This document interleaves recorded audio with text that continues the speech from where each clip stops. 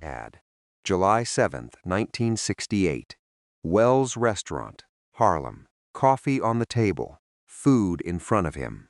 Then Bumpy Johnson grabbed his chest. Within minutes, the man Harlem had feared, respected, and remembered was gone. Ad. July 7th, 1968. 1:55 in the morning. Harlem was still awake. On 7th Avenue, the streetlights threw pale circles across wet pavement. Had. Cars moved slowly through the intersection.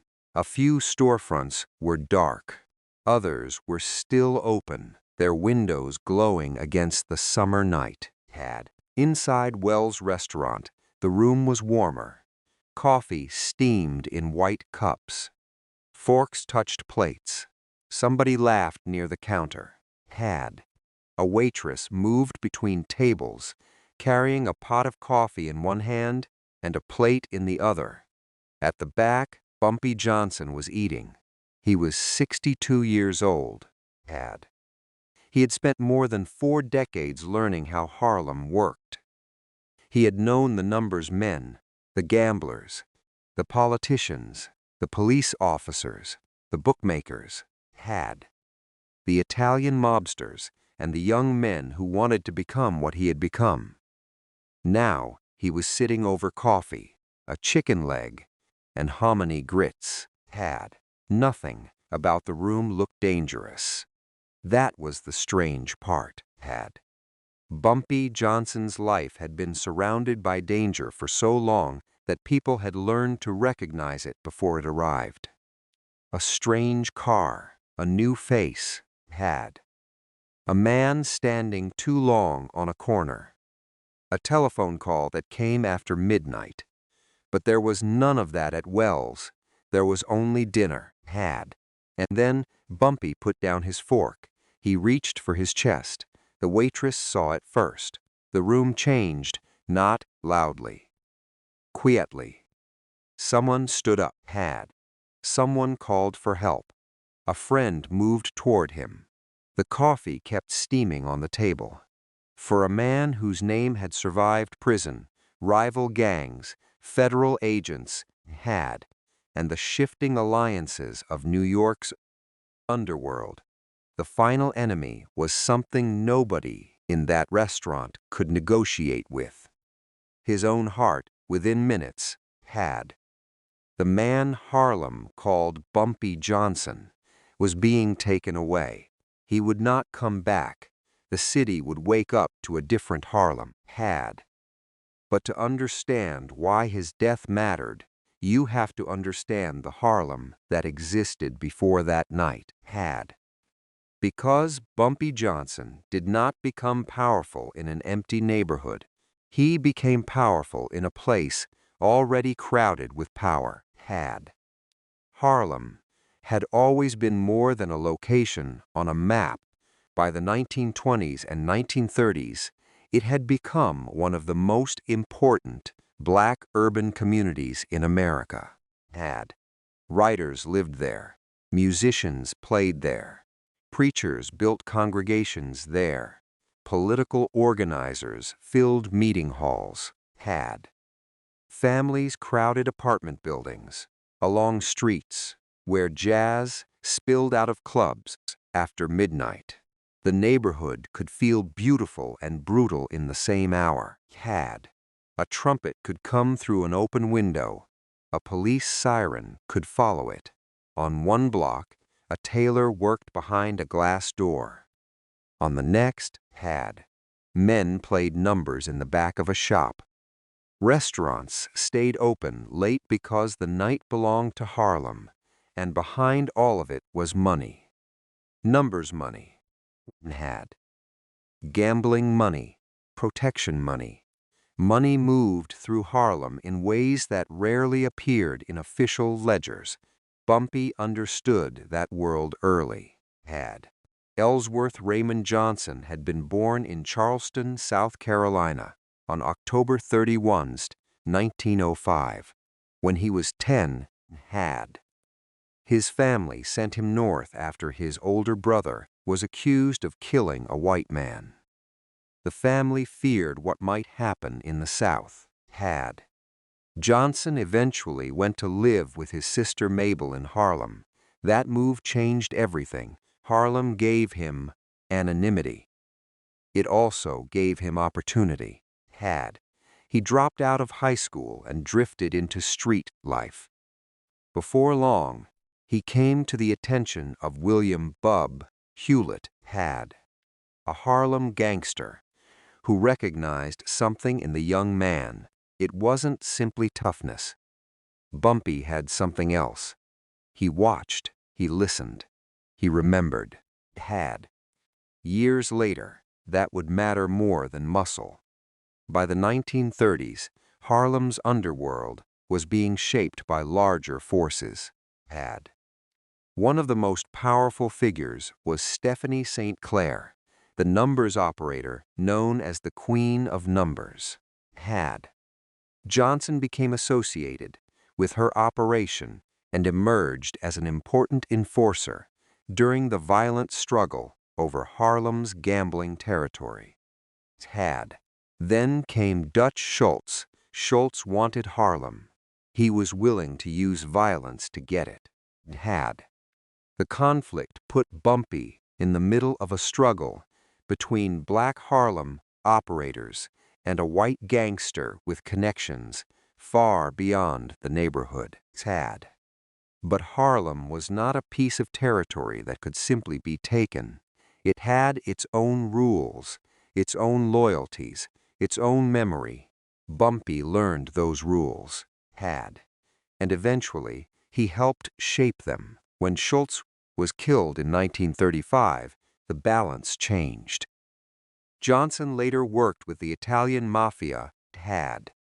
Particularly the Genovese organization, establishing a relationship that would last for decades. It was an unusual arrangement. The Italian mob had enormous power. Had. Bumpy controlled Harlem's local relationships. Neither side needed to pretend the other did not exist. They needed each other. Had. That relationship would become one of the foundations of Johnson's power. But power in Harlem was never only about crime. Had. That is where the story becomes harder to explain. People feared Bumpy Johnson. Some also respected him. Some remembered him giving food to poor families. Had. Stories circulated about Thanksgiving turkeys and gifts. He dressed well. He read books. He wrote poetry.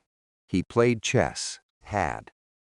The same man could be described as a criminal boss by police and as a protector by people who knew him personally. Had. Both descriptions could exist in the same neighborhood. That contradiction followed him for the rest of his life. For decades. Had. Harlem had operated like a city inside the city. It had its own celebrities, its own hustlers, its own churches, its own newspapers, its own political arguments. Had.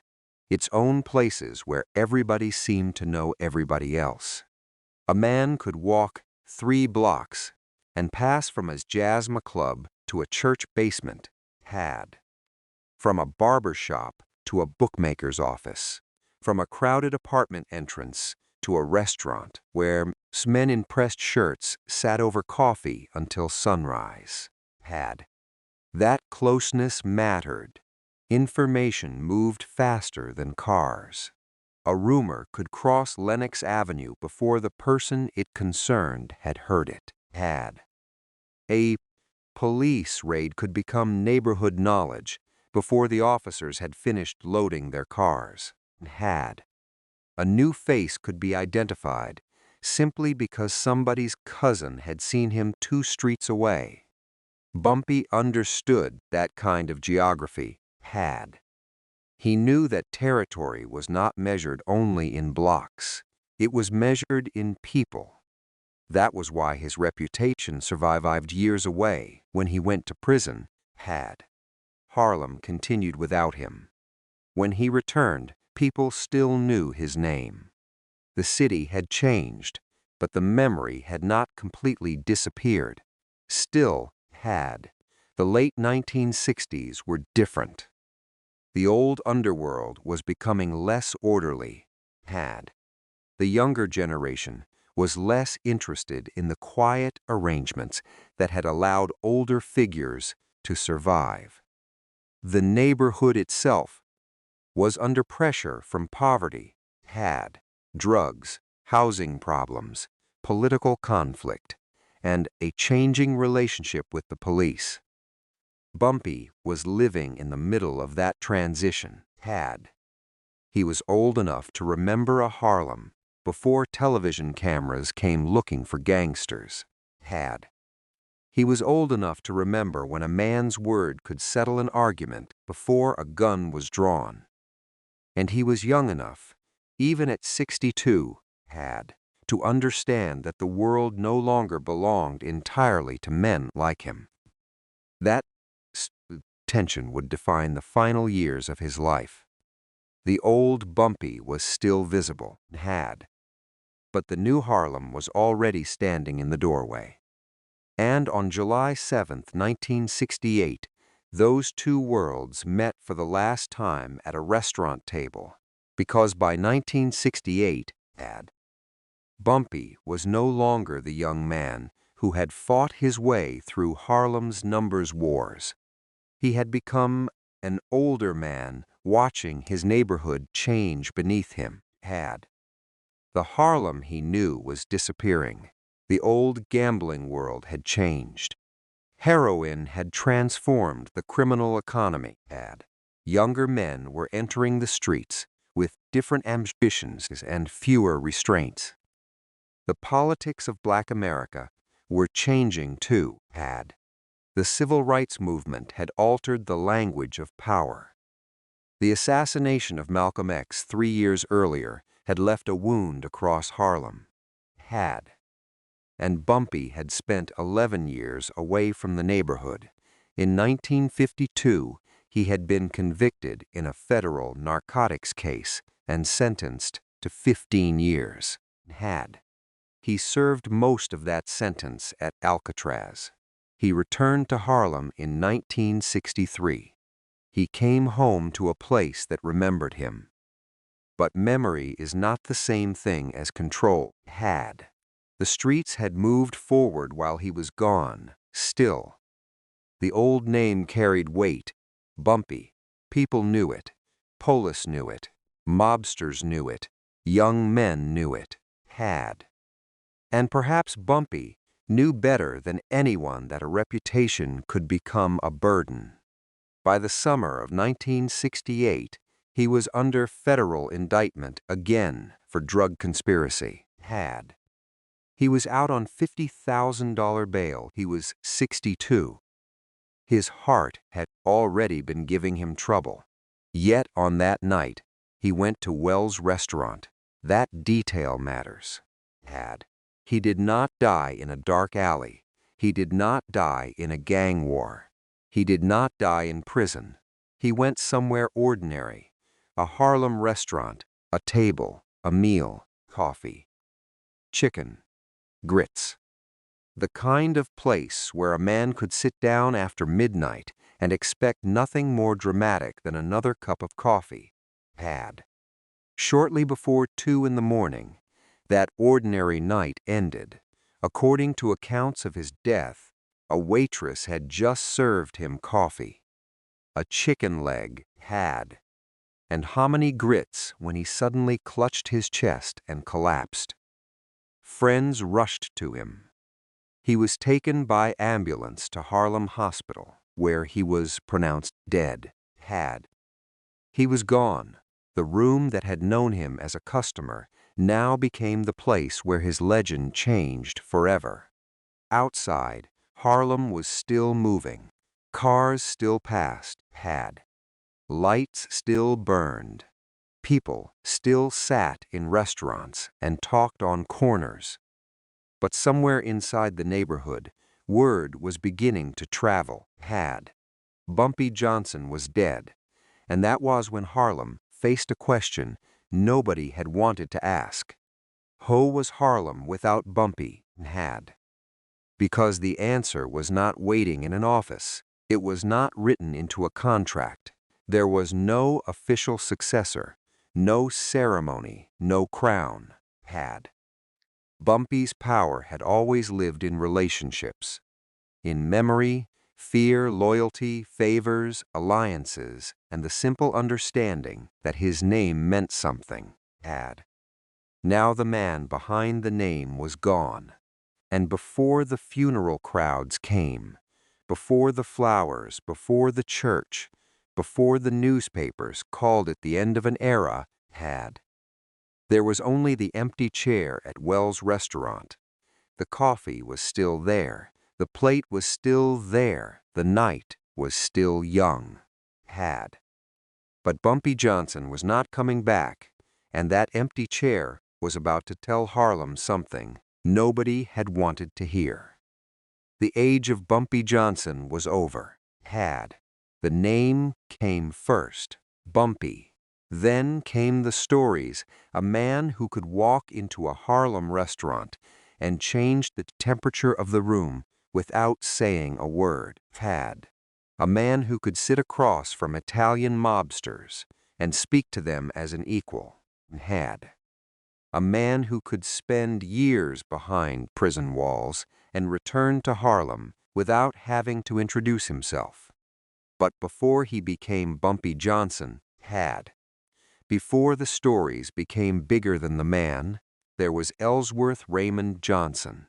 He was born on October 31, 1905, in Charleston, South Carolina had.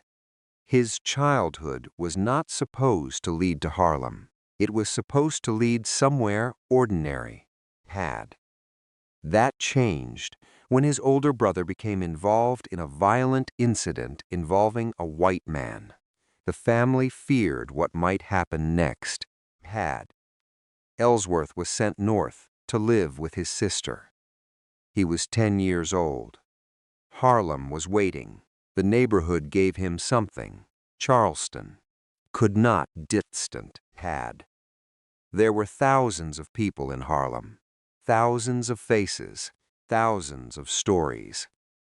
A boy could disappear into the crowd, but Ellsworth did not disappear had. He watched. He learned. He learned the streets, and somewhere along the way, people started calling him Bumpy. The nickname came from a bump on the back of his head had. It was a small detail, almost nothing, but it would become the name that New York remembered. By the time he was a teenager, had. School had already begun losing its hold on him. The streets were teaching faster. There were numbers games, pool rooms, clubs, street corners had. And men who seemed to have money without ever having ordinary jobs. Harlem had its own economy. Bumpy understood it instinctively had.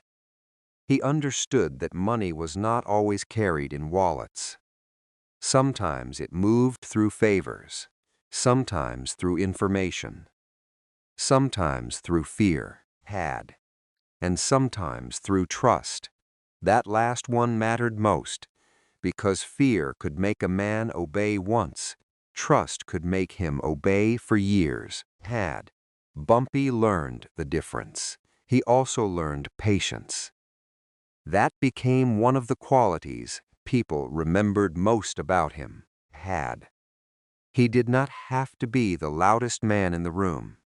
He did not need to prove that he was dangerous. He understood something many younger men never did had. The man who constantly announces his power usually does not have much of it. Real power could be quiet, a nod, a handshake, a name mentioned once had. Then the matter was finished. That was the reputation Bumpy built. But reputation alone could not keep him alive. Harlem was too violent for that had. In the 1920s and 1930s, the numbers business had become one of the neighborhood's most profitable underground industries. Thousands of people played. Tate Had. Operators collected the money. Runners carried bets. Policy kings controlled territory. Had. And above that world stood people who had learned how to turn street gambling into an organization. One of them was Stephanie St. Clair, Madame St. Clair. Had. The Queen of Numbers, she was one of the most powerful figures in Harlem's underground economy. Bumpy became associated with her operation. Had. That relationship mattered because St. Clair understood something about him. He was not simply a fighter, he was an observer. He could read people. Had. And he could wait. Then Harlem attracted someone who believed waiting was a weakness. Dutch Schultz. Had. Schultz was a powerful gangster with ambitions that stretched beyond his traditional territory. He wanted Harlem's numbers, business, and he wanted it badly. Gun had. The conflict that followed would help make Bumpy Johnson's name. But there was a difference between surviving a street fight and surviving a war. Bumpy chose the second. He did not rush into the open. He understood that Schultz had more men, more money, and stronger connections outside Harlem. Had. So Bumpy used what he had: informations, relationships, patience, and the neighborhood itself. Harlem was not simply territory, it was an intelligence network. Had. People saw things. People heard things. People remembered license plates. People noticed unfamiliar faces. Had. A stranger could walk into a restaurant and have half the room wondering who he was before he reached the counter. Bumpy knew how to use that. Had. And he understood another thing. You did not need to control every person in Harlem. You only needed enough people to know that you were paying attention. Had. That was different. It was subtle. It was also powerful. The struggle with Schultz eventually ended in a way nobody expected. Schultz was murdered in 1935. Had. Bumpy survived. And when the smoke cleared, Harlem's balance of power had changed. Had.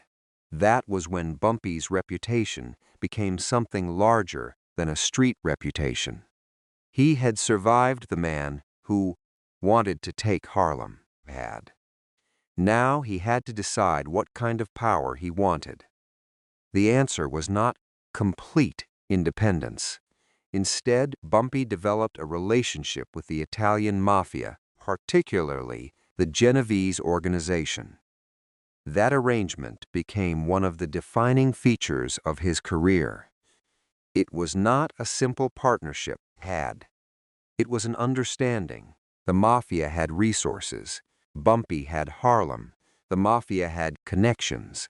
Bumpy had relationships. Had. And both sides understood the advantage of not fighting a war they did not need. For years, Bumpy operated inside that arrangement. Had. He became a bridge between worlds that rarely trusted each other. Black Harlem, Italian organized crime. Two communities, two criminal cultures. Had. Two different forms of power, and one man who could move between them. That ability was unusual. It was also dangerous. Had. Because every bridge has people standing on both sides. Bumpy had to maintain relationships with men who would never truly consider him one of their own. Had. At the same time, he had to remain connected to Harlem. That required something beyond intimidation. It required social intelligence. Bumpy possessed it. Had. He knew when to speak. He knew when to stay silent. He knew which insult could be ignored. He knew which one could not. And he knew that an enemy did not always need to be destroyed. Sometimes an enemy simply needed to understand the boundaries. Had. That was one reason his reputation lasted. People did not always agree with him. They did not always like him, but they knew what he was capable of, had. And they knew he was not reckless. There was another side to him, too. The books, the chessboard, the poetry, the clothes, the manners, had. Those details became part of the legend because they seemed to contradict the gangster everyone expected to see. Bumpy read widely while in prison, had. He became interested in literature and philosophy. He played chess, he wrote. He cultivated an image that was almost the opposite of the crude street gangster, had. That did not make him innocent.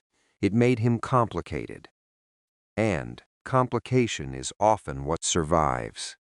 A simple villain can be forgotten, had. A complicated man becomes a story. Bumpy was complicated. He could be generous and ruthless, educated and criminal, polite and feared, had. Connected to organized crime while also being regarded by some Harlem residents as someone who helped people in need. That contradiction is important, had. Because when people later gathered to mourn him, they were not all mourning the same man. Some mourned a husband. Some mourned a friend, had. Some mourned a neighborhood figure.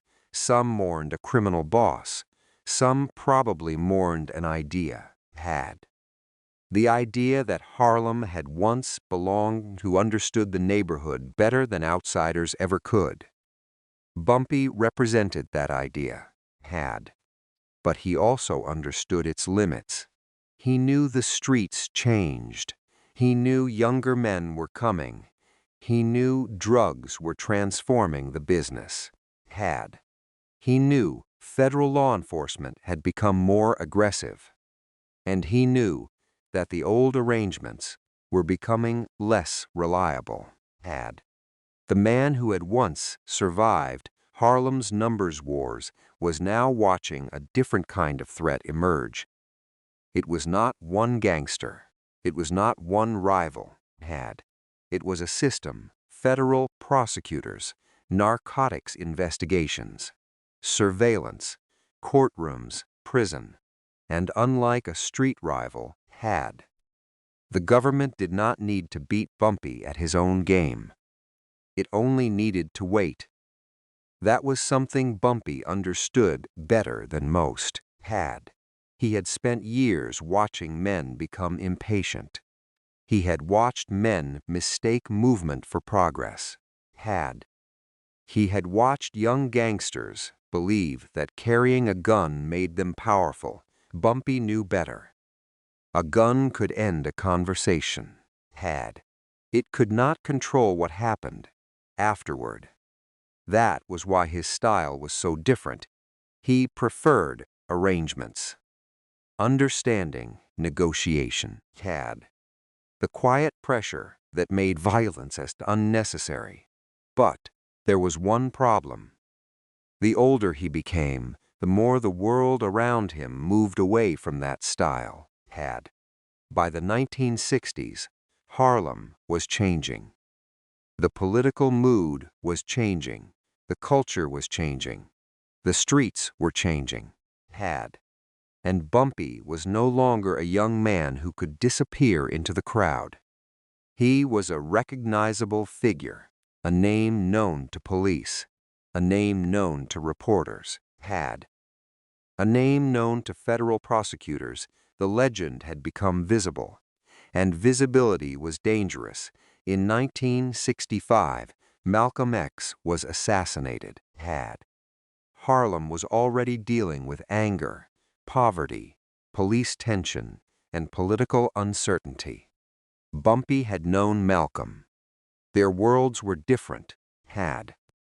But they had occupied the same neighborhood and understood the same basic reality.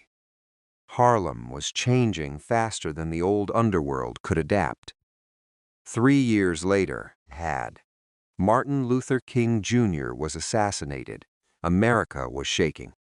Harlem was watching. And Bumpy was getting older, 62, had.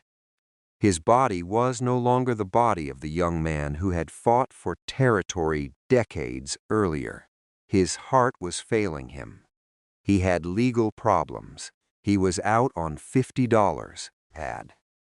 000 bail in connection with a federal narcotics case. The pressure was no longer coming from one direction. It was coming from everywhere, had. Yet people still saw the old Bumpy, the pressed clothes, the calm voice, the measured movements, had. The man who could sit in a restaurant without looking over his shoulder every few seconds, maybe. That was confidence. Maybe it was experience. Or maybe, had, after so many years of living around danger, he had simply become tired of reacting to it, had. That is the part of Bumpy Johnson's story that gets lost when the legend becomes too large. He was not a myth when he sat down at Wells' restaurant, had. He was an aging man, a husband, a criminal defendant, a Harlem institution, a man with a complicated past and an uncertain future, had. And a heart that was running out of time. On July 7th, 1968, he went to Wells' restaurant. There was no dramatic entrance, no army around him, no gunfight, had. No warning, just a table, food, coffee, and the man who had spent his life studying everyone else's moves. Then his hand went to his chest, for once, had. There was no move left to make. That was the final irony. Bumpy Johnson had survived because he understood people. He survived because he understood power, had. He survived because he knew when to fight and when not to. But there was one opponent he could not negotiate with. His own body, and when he collapsed, had. Harlem did not immediately understand what his death would mean. The police would call it the end of an era. The newspapers would describe the gangster, had. The mourners would remember the man, and somewhere between those three versions was the truth. But first, had. Harlem had to deal with the fact that Bumpy Johnson was gone, and the people waiting outside the funeral chapel would soon show just how much his name still meant, had. The threat did not arrive with a gun, it arrived in a car. Bumpy saw it in the mirror. A dark vehicle behind him, then another. He kept driving, had. The streetlights moved across the windshield. Manhattan passed on both sides. Buildings became intersections. Intersections became highways, had. The cars stayed behind him. This was 1967. Bumpy Johnson was 61 years old. He had spent most of his adult life learning how to recognize surveillance, had. He knew what a tail looked like. He knew how men behaved when they were watching someone, had. And he knew that the government did not have to threaten you to make you afraid. They only had to follow you. For years, Bumpy had been arrested again and again, had. His record stretched back decades. He had survived street arrests, prison sentences, federal prosecution, and years behind bars, had. He had already served a long federal sentence for drug conspiracy. He had spent years at Alcatraz. He had come home in 1963, had. And he had told people he wanted to live differently. He opened a pest control business. He settled back into Harlem. He spent time with his wife, Mayme, had. He wore his suits. He read. He tried to live in the narrow space between the man he had been and the man he claimed he wanted to become, had. But the government had not forgotten him. Neither had Harlem, and neither had the streets. That was the problem. Bumpy could leave the business. Had.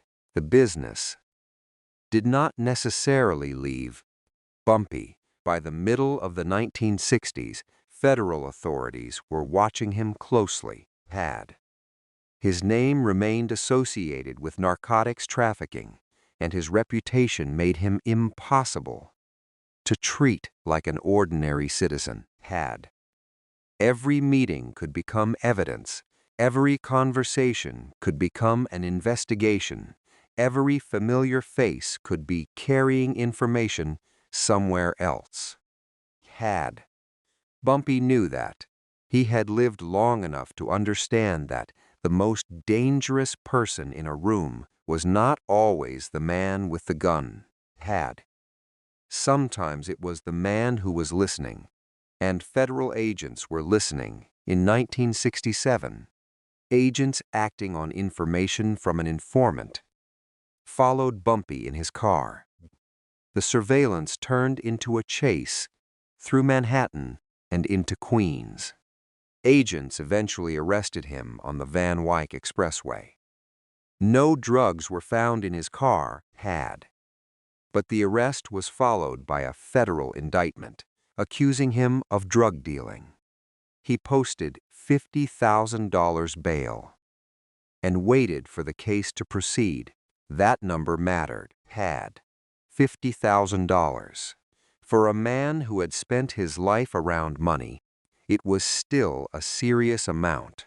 But the money was not the real pressure. Had. The pressure was what came next. Court, federal prosecutors, another possible prison sentence, another stretch of years behind walls. Had. And Bumpy was no longer 30, he was 61. He had already spent an enormous portion of his adult life incarcerated. Had. The prospect of going back was different now. There was less time ahead, more memories behind him, and a body that was beginning to show the cost. Had. But there was another threat moving through Harlem, one that could not be arrested with Bumpy, one that could not be intimidated. Drugs. Had. Heroin had changed the neighborhood's criminal economy. The old numbers racket had been one thing. Numbers depended on organization, on trust, on runners. Had. On records, on relationships. Heroin was different. It created a market where addiction itself could become the engine. The money could be enormous. Had. The violence could be sudden. And the people entering the business were not necessarily interested in the old rules. Bumpy came from an older generation. Had. He understood territory. He understood negotiation. He understood the value of keeping a neighborhood quiet enough that business could continue. Had. The younger drug dealers often had different calculations. They wanted money faster. They wanted status faster. Had. They had grown up watching men like Bumpy become legends. But they did not necessarily want to become men like Bumpy. They wanted the result, not the discipline. Had. Not the patience, not the waiting. That difference mattered because Bumpy's power had always depended partly on control. Had. Control meant knowing who was moving through the neighborhood. Control meant knowing who was working for whom. Had. Control meant knowing when something was about to happen before it happened. But the drug economy made the streets harder to control. More people, more money. Had. More addiction, more guns, more federal attention. More young men willing to gamble with their lives. Had. And the old arrangement between Harlem and the Italian mafia was becoming increasingly complicated. Had. Bumpy had spent decades operating through relationships with organized crime figures. But relationships change. Men die, organizations evolve, priorities shift. Had. A deal made in 1935 does not necessarily mean the same thing in 1967. That was the world Bumpy returned to. He had survived the old Harlem, had. Now he was trying to survive its replacement, and the government was waiting. There was something else too. His name had become too large. That sounds like power, had. It was, but it was also exposure. The more famous Bumpy became, the harder it was to disappear, had.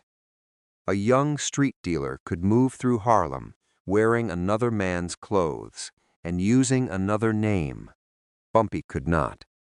Everybody knew him, had. Everybody recognized him. Everybody had an opinion about him. Some people saw a gangster. Some saw a protector. Some saw a relic, had. Some saw a man who had lived too long. And some saw money. That last category was the most dangerous, had.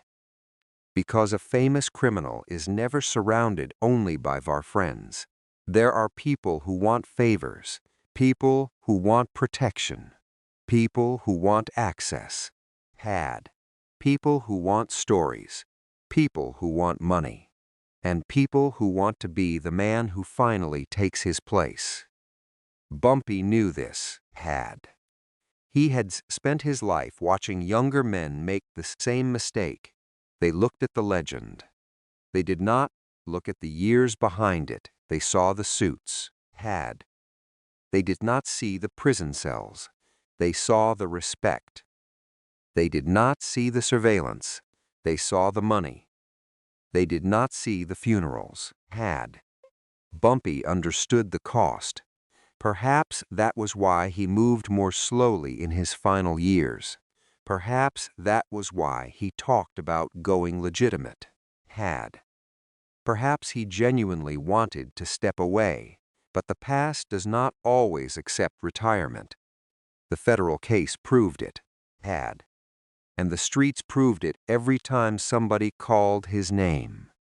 Then came another kind of pressure, the pressure of age. Bumpy's health was deteriorating, had. He had suffered from heart problems. At 62, his body was carrying decades of stress. Prison had taken years. The streets had taken years, had. The constant attention had taken years. He had lived with violence for so long that it had become ordinary. That does not mean it was harmless, had. It means the body keeps the score even when the mind learns to ignore it. Yet Bumpy continued moving. He continued eating out, continued meeting people, had. Continued appearing in Harlem, continued living as though another morning was guaranteed. That was the illusion, had. Every man living under pressure eventually develops it. Tomorrow feels permanent. Until it isn't. And Bumpy had one more problem, had. The world around him was becoming less predictable.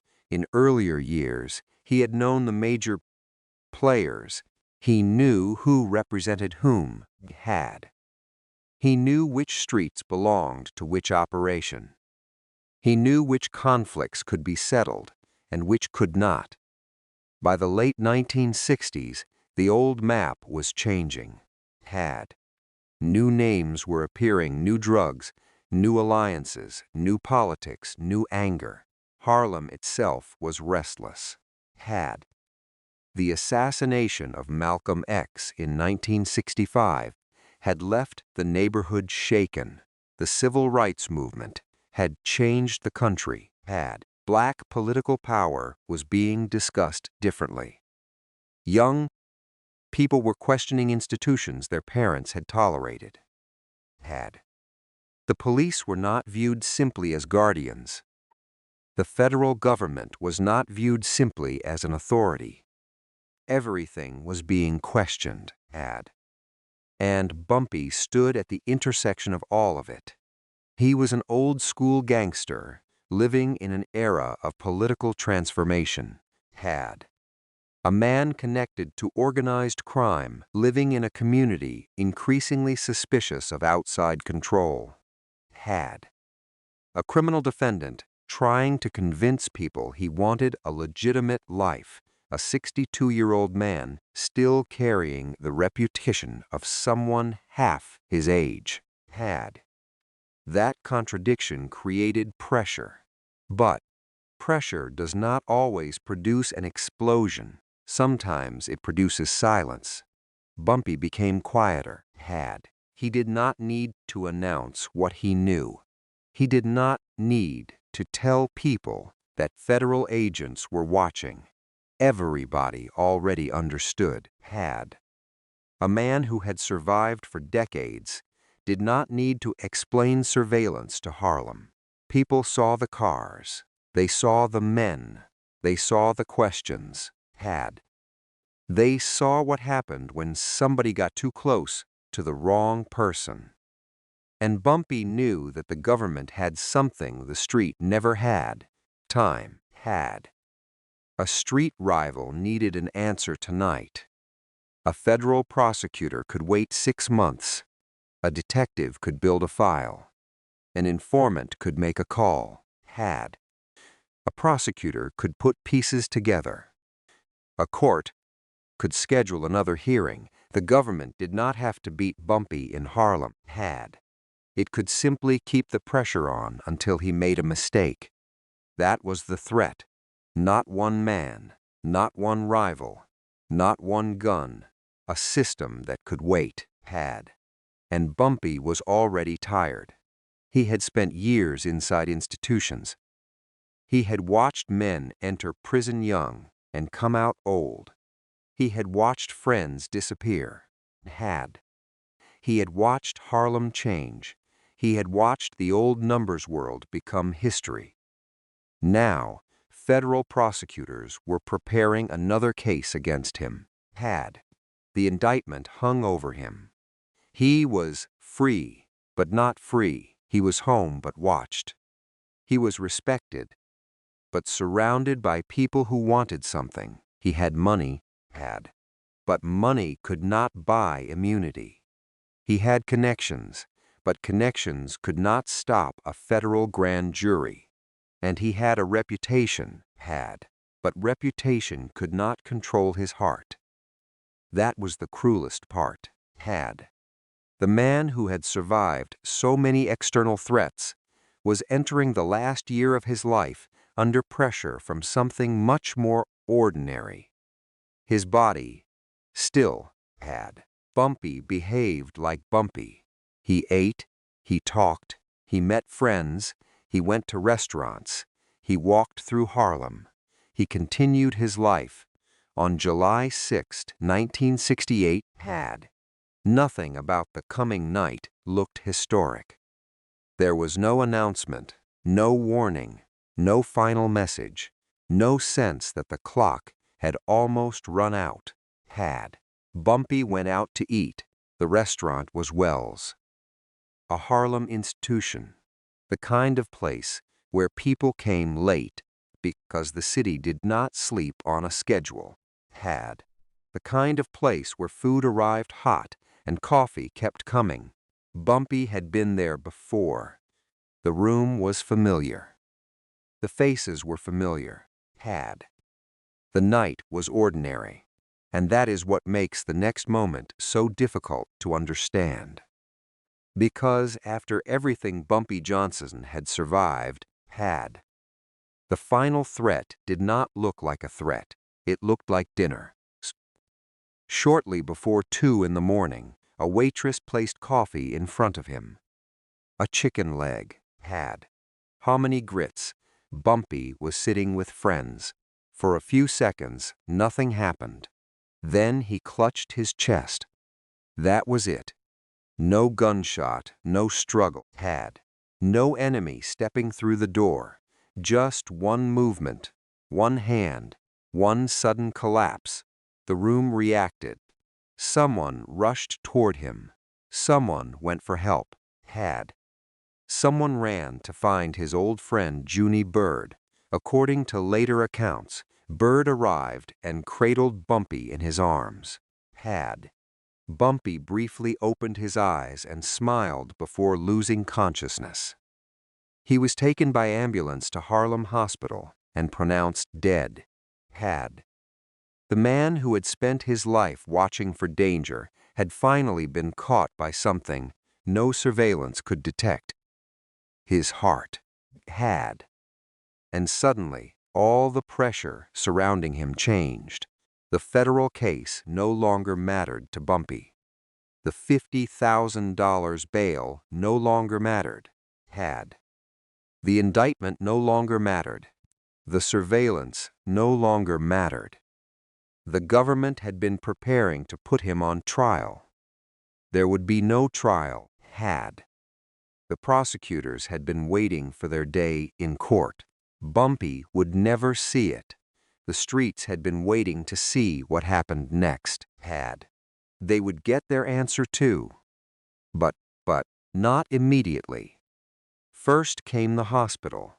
Then came the telephone calls. Then came the news spreading through Harlem. One person told another.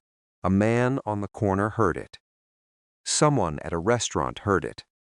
A friend called a friend. And then the sentence traveled through the neighborhood. Bumpy Johnson is dead. At first, people could not believe it. Then they began to understand. The old man was gone. The legend was gone, but the name was not. And now Harlem had to decide what that name meant. Because the federal government had one version, the police had another, the streets had another, and the people who knew Bumpy personally had yet another. They would all meet in one place, the funeral, but before the coffin entered the church, there was something else waiting. The crowd. And the police were watching the crowd. 3 days later. Harlem would show them exactly how difficult it was to bury a man whose reputation had become larger than his criminal record. The coffin was closed shortly after 5 o'clock in the afternoon. July 11, 1968. Outside the funeral chapel on 7th Avenue, people were still arriving. They stood on the sidewalk in small groups. Some talked quietly. Some said nothing. Some had known Bumpy Johnson. Others had only known the name. But all of them had come to the same place, Rodney Dade's funeral chapel, near 137th Street. Inside was a man the police had spent years investigating. Outside was a neighborhood that had decided he was worth remembering. That contradiction was the real story. Not the guns, not the gambling, not the mafia, not even the federal indictment hanging over him when he died. The deeper truth was that Bumpy Johnson, then a criminal, he had become a symbol, and symbols are difficult to bury. The police understood that. They watched the crowd. Lieutenant Calvin H. Boxley of the 6th Division stood outside the chapel and gave reporters his assessment of the man inside. Bumpy, he said, had been a link between Harlem and the mafia. But then came the warning. Don't make him an idol. He was a hoodlum, a criminal, a man who had spent much of his adult life behind bars. And yet, in the same breath, Boxley acknowledged something that made the story harder to dismiss.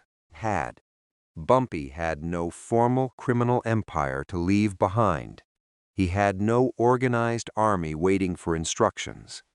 No obvious successor waiting to inherit a kingdom. His power had been personal. That was the contradiction. The police could describe the crimes. They could describe the arrests. They could describe the prison years. But they could not completely explain the crowd. Because the crowd was not there to celebrate a criminal record. They were there to mourn a man. And those are two different things. Bumpy's life had always existed between those two realities. On one side was the criminal, Had. On the other was the neighborhood figure. The problem was that neither side completely explained him. To understand why, you have to go back to the beginning, Had. Not to Wells' restaurant, not to the funeral, not even to the mafia. Back to Harlem, Had. Harlem, in Bumpy's era, was a place where Black Americans built institutions in a city that often denied them equal access to power. Churches became political centers. Had. Restaurants became meeting places. Barbershops became information exchanges. Jazz clubs became cultural landmarks. Had. Newspapers carried arguments that larger publications ignored. People built lives inside a community that had learned how to survive being watched from outside. Had. That environment produced its own understanding of authority. A policeman might have a badge. A politician might have an office. A gangster might have a gun. Had. But none of those things automatically meant respect. Respect had to be earned. Bumpy understood that. Had. He grew up in a neighborhood where reputation mattered because reputation was information. If someone was generous, people knew. If someone cheated people, Had. People knew. If someone could be trusted, people knew. If someone could not be trusted, people knew faster. Bumpy built his reputation over decades. Had. That is why his name remained powerful, even after long periods in prison. When he was gone, the streets did not simply forget him. They remembered. Had. And memory became part of his power. That was something the police could never confiscate. A court could send a man away. A prison could lock a door. Had. A federal indictment could put his name on paper. But none of those things could tell Harlem what to remember. And Harlem remembered a man who had. According to people close to him and accounts of his life, could be generous. He was known for giving to people who needed help. Had. He was remembered as someone who valued manners. His funeral sermon emphasized those qualities. The Reverend John J. Had. Johnson described Bumpy as a man who was not a coward, who did not betray friends, who had good manners, and who could be generous to a fault. Had. Contemporary reporting also noted that Bumpy had developed a reputation as a race man who refused to surrender his sense of dignity. Those words mattered. Had. Not because they erased his crimes. They did not. They revealed the other half of the equation. A man can be feared and still be loved. Had. A man can commit crimes and still help his neighbors. A man can be connected to organized crime and still believe deeply in his own community. Had. History does not always give us clean categories. Sometimes it gives us contradictions. Bumpy was one of them. He had been involved in the numbers racket. Had. He had been connected to the mafia. He had served a long prison sentence for narcotics conspiracy. And he was facing another federal narcotics case when he died. Had. Those facts are not legends. They are part of the record. But the record does not explain everything people saw when they looked at him. Had. That is where mythology begins. And mythology is dangerous because it can turn a complicated person into a simple character. The gangster becomes the hero. Had. The criminal becomes the protector. The violent world becomes glamorous. The consequences disappear. The prisons disappear. Had. The drugs disappear. Only the suit remains. Only the nickname remains. Only the stories remain. That was already happening around Bumpy before he died. His exploits had become legend. The New York Times described him, after his death, as a Harlem underworld figure whose exploits had become legendary. In a community where heroes were scarce, the obituary observed, Johnson had ranked among the most prominent. That sentence explains something important. It does not say Harlem believed Bumpy was innocent. It says something more uncomfortable. Harlem had very few people it believed represented power on its own terms. Bumpy did. That mattered. For much of American history, black communities had been forced to operate inside systems they did not control. Political institutions were limited. Economic opportunities were restricted. Police relationships were often hostile. Outside criminal organizations could enter neighborhoods, make money, and leave. Bumpy's importance was partly that he was from Harlem. He knew the streets. He knew the people. He understood the neighborhood's social rules, and he had developed relationships powerful enough to make outsiders negotiate with him. That did not make him a hero. It made him a local power broker. But for people living in a world where power was often exercised against them, the distinction could become blurred. This was the deeper truth. Bumpy did not need to be morally clean to become symbolically important. In fact, the contradiction may have made him more powerful as a legend. A perfect man is difficult to mythologize. A flawed man with power becomes a story. And Bumpy had power, but not the kind people imagine when they picture a crime boss. He did not leave behind a massive corporation. He did not leave behind a formal criminal empire. He did not leave behind a machine that could simply continue operating without him. The police understood this. Boxley specifically noted that Bumpy had no mob and no criminal empire to leave to another man.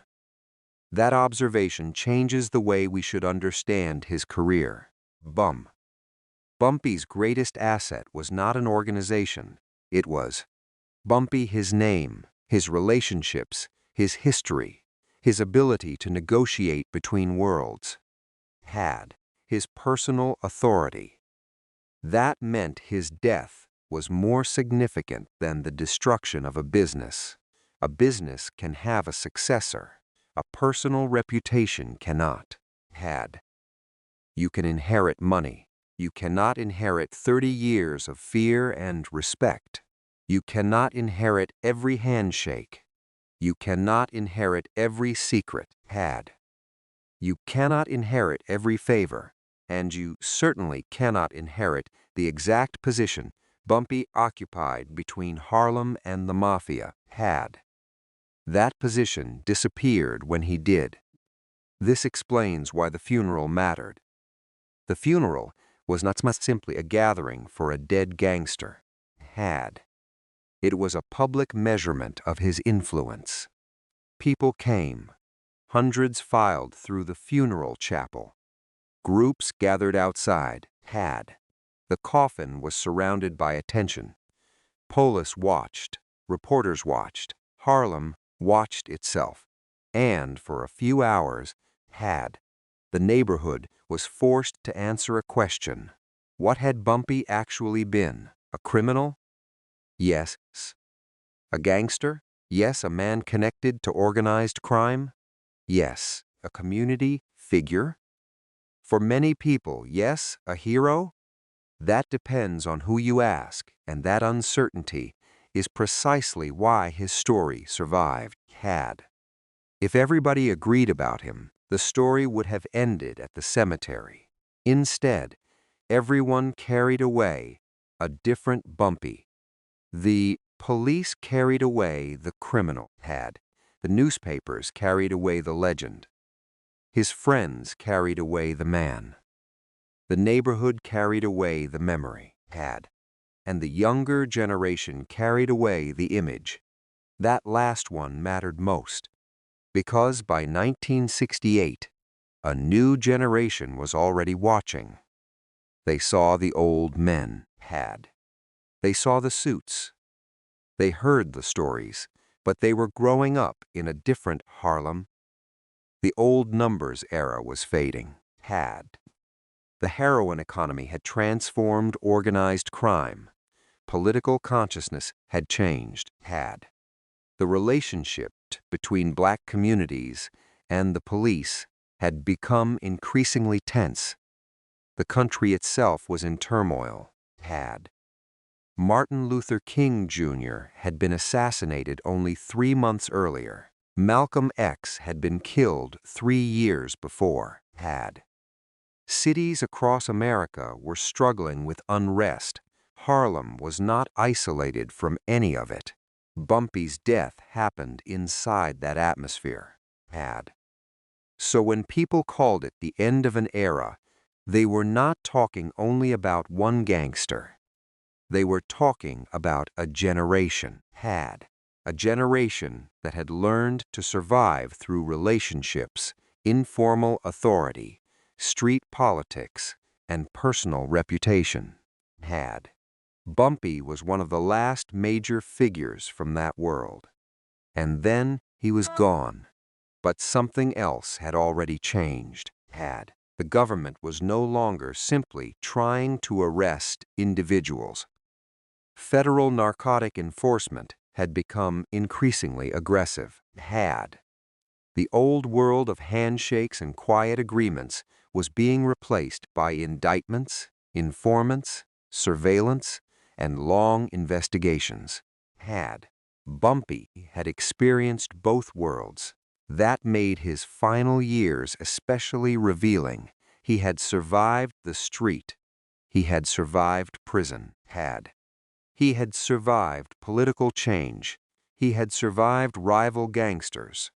But he could not survive the combination of age and illness. And when his heart stopped, something strange happened. The federal government lost its defendant. The police lost their suspect. Harlem lost its legend.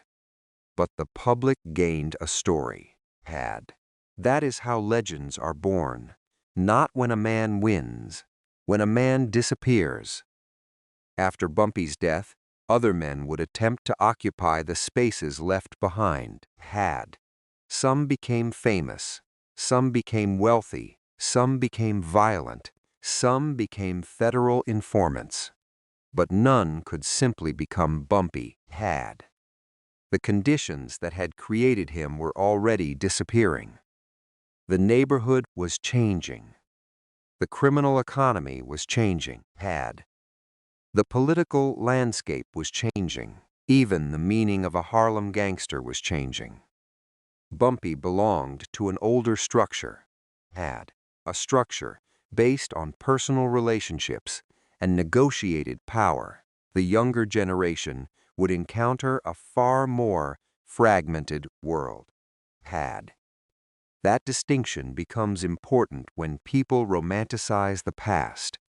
The old Harlem underworld was not peaceful. It was not noble. People were exploited.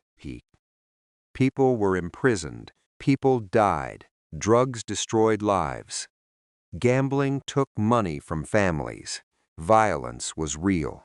Bumpy was part of that world, but his reputation also reflected something outside the criminal economy, It reflected the desire of a community to see one of its own standing with confidence in a society that often treated black people as powerless, That is why the image lasted.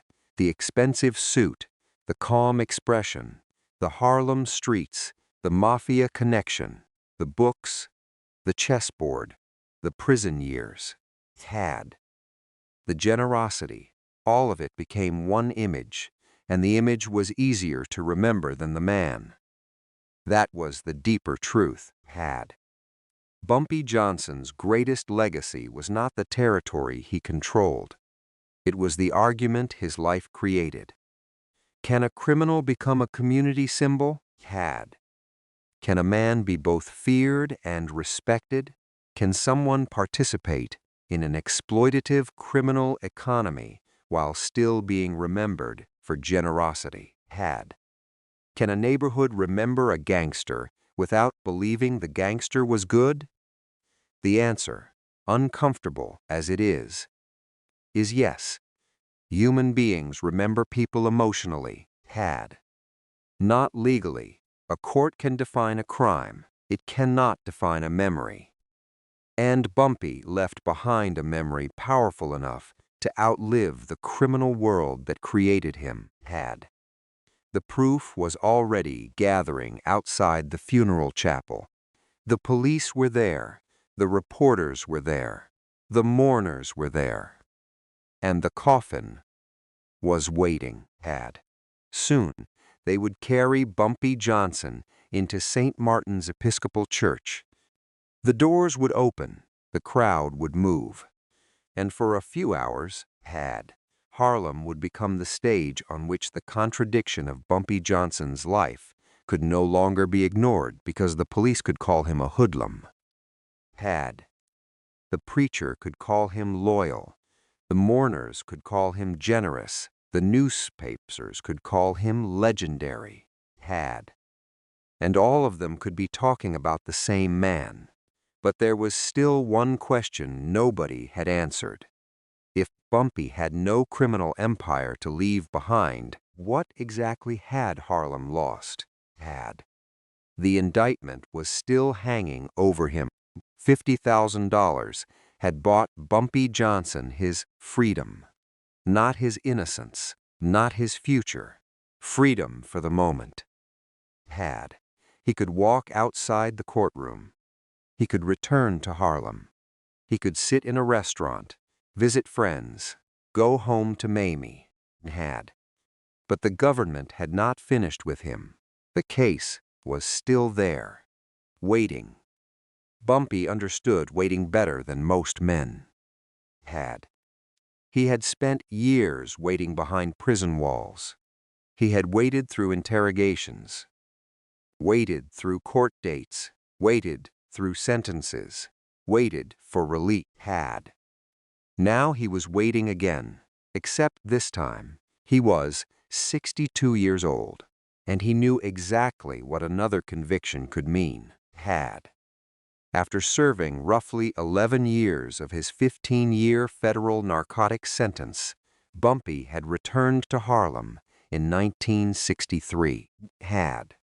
He had spent years studying while incarcerated, and when he came home, he publicly claimed he wanted to live a legitimate life. He opened the Palmetto Exterminating Company on 2nd Avenue and settled into life with his wife. That should have been the end of the old story. It wasn't. The streets remembered, the government remembered, and Bumpy's name still carried weight. That was the trap. He could change his clothes. He could change his business. He could change where he spent his evenings, but he could not change the fact that he was Bumpy Johnson. The name had become an address. People knew where to find him. People knew who knew him. People knew who owed him. And federal investigators knew that too. The pressure was no longer something he could simply walk away from. 3 days after the funeral, the newspapers would call his death the end of an era. But in the months before his death, nobody knew the era was ending. They only knew things were becoming harder. Harlem was changing. The old criminal economy was changing with it, and Bumpy was standing between the two. He had returned from prison, expecting to find a neighborhood that remembered him. It did. But it was not the same neighborhood. The young men were different. The money was different. The drugs were different. The politics were different. The streets had become less predictable. And the federal government had become more interested in making examples of men like him. That meant every move carried weight. A meeting was not just a meeting. A telephone call was not just a telephone call. A familiar face could be an informant. A car, parked outside, could belong to an agent. A stranger could be watching. Bumpy knew that. He had learned it the hard way. In 1967, federal agents received information from an informant and began following him. They watched his car. They followed. Bumpy noticed. He did what men of his generation had always done when they realized they were being followed. He drove faster. The chase moved through Manhattan and into Queens. The government cars stayed with him. Eventually, agents stopped him on the Van Wyck Expressway. They searched the vehicle. No drugs were found. That should have helped. It did not. The arrest was followed by a federal grand jury indictment accusing him of drug dealing. He posted $50,000 bail. Then he went home. That was the strange thing about federal pressure. It could follow you home. You could sit down. You could eat dinner with your wife. But somewhere outside, the case was still moving. Paperwork was being filed. Evidence was being organized. Witnesses were being questioned. The government had time. Bumpy did not. That imbalance was becoming clearer. He had already spent years inside prison. Another sentence would not simply take away a few years. It could take the rest of his life. And the older he became, the less attractive that possibility was. But there was another layer. Bumpy was not merely fighting the government. He was fighting the version of himself that the government believed still existed. That was complicated because there was evidence for both sides. He had opened a legitimate business. He had tried to maintain a family life. He had talked about leaving the old life behind. But he also remained deeply connected to Harlem's criminal world. And narcotics were still part of the accusations surrounding him. The contradiction followed him everywhere. It was visible even in the way people talked about him. Some called him a gangster. Some called him a gentleman. Some called him a scholar. Some called him a hustler. Some called him a protector. The government did not care about those distinctions.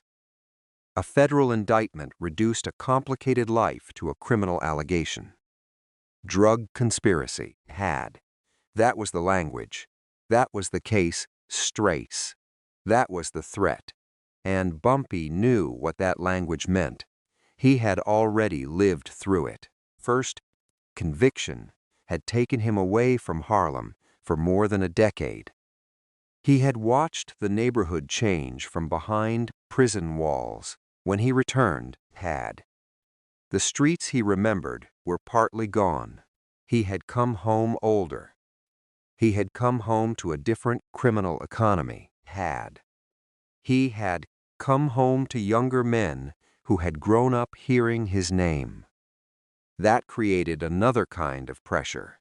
The younger men wanted to know what Bumpy thought. They wanted access. They wanted protection. They wanted his approval. Some wanted to learn. Others wanted to challenge. And Bumpy had to decide who deserved his attention, because an old gangster has one advantage over a young gangster. He knows what happens next. Had. Young men see the money. Old men see the funeral. Young men see the women. Old men see the prison. Young men see the gun. Old men see the courtroom. Had. Bumpy had seen all of it. He knew the price. But knowing the price does not always make a man capable of walking away. Sometimes it makes walking away harder. Had. The streets had become part of his identity. Even when he tried to become legitimate, people still treated him like Bumpy. That meant vapors continued. Had. Conversations continued. Conscience continued. The old world kept knocking, and Bumpy kept opening the door. Maybe he believed he could control it. Had. Maybe he believed he could remain close without becoming involved. Maybe the distinction simply became impossible. Whatever the reason, the pressure continued. Had.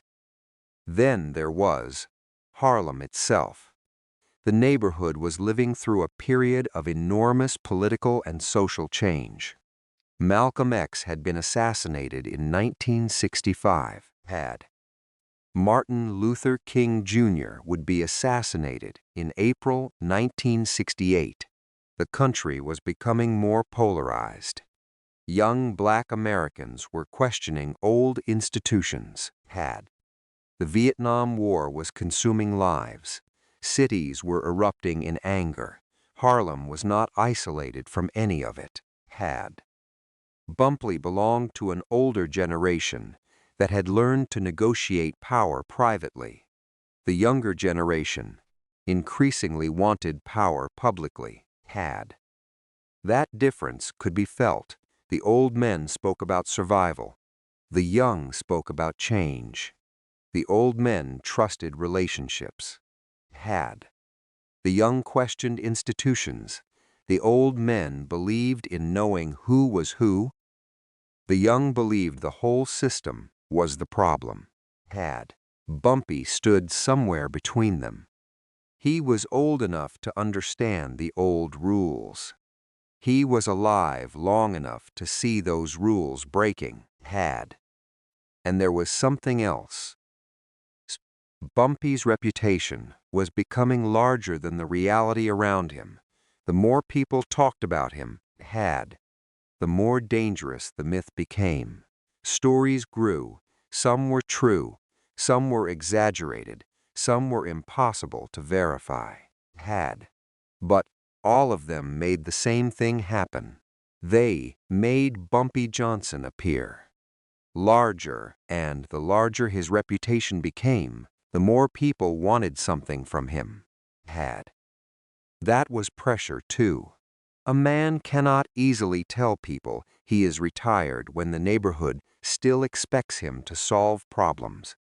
He cannot tell young hustlers to stay away when they keep showing up at his door. Had. He cannot erase 30 years of relationships because he opened a legitimate business. Had. And he cannot erase the attention of federal agents because he wants a quiet life. The past had become a room he could not leave. Still, Bumpy tried to live. Had. He ate at restaurants. He spent time with friends. He remained connected to Harlem. He wore the same kind of clothes. He carried himself the same way. Had. He did not behave like a man preparing to disappear. That was partly because Bumpy had always been good at hiding pressure. He did not show fear easily. Had.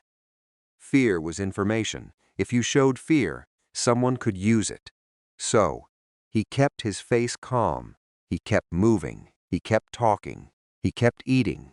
He kept living. Had. But his body was changing.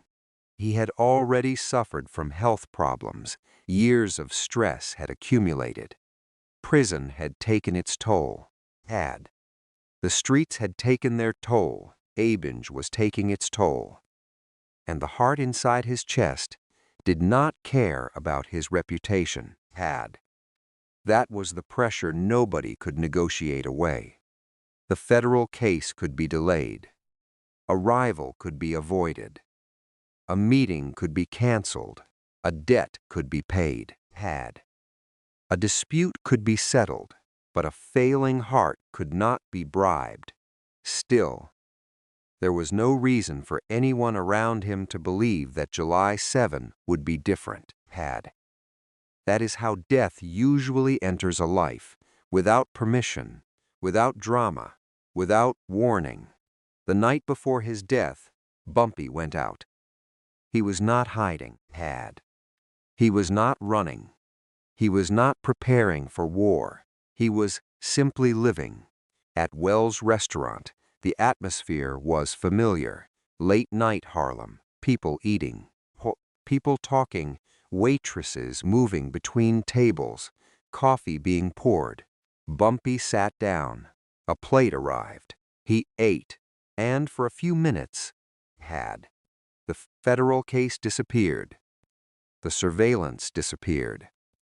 The rumors disappeared. The pressure disappeared. There was only food, had. That may have been the closest thing to peace he had known in years. Then the pain came. It was sudden. A hand moved toward his chest. The room noticed he had. People stood. Someone called for help, and the pressure that had followed Bumpy for decades suddenly became irrelevant. The federal government could indict him, had. The police could watch him. The mafia could negotiate with him. Young gangsters could fear him. Harlem could respect him, had. But none of them could stop what was happening inside his chest. He was taken to Harlem Hospital. The doctors could not save him. Bumpy Johnson was dead, had. The man who had survived more than 26 years in prison, across his lifetime, had finally lost a battle that had no opponent, and almost immediately had. The story changed. The federal indictment became unfinished business. The trial would never happen.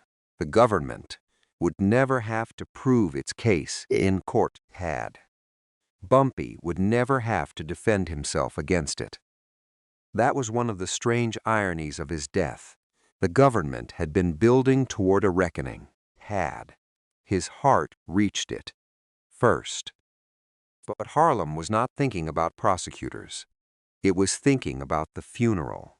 The body was prepared, had. The viewing was arranged at Rodney Dad's funeral chapel. People began coming, at first, quietly, then more, then more. The line grew. The police noticed, had. They had expected criminals. They found neighbors. They had expected gangsters. They found families, had. They had expected a small gathering around an old underworld figure. Instead, Harlem began turning his death into a public event, had. That was the part nobody could control. Not the government, not the police, not the mafia, not Bumpy himself. The crowd was making its own statement, had. Every person who entered the chapel carried a different memory. A friend, a relative, a business associate, a neighbor, a curious stranger, had.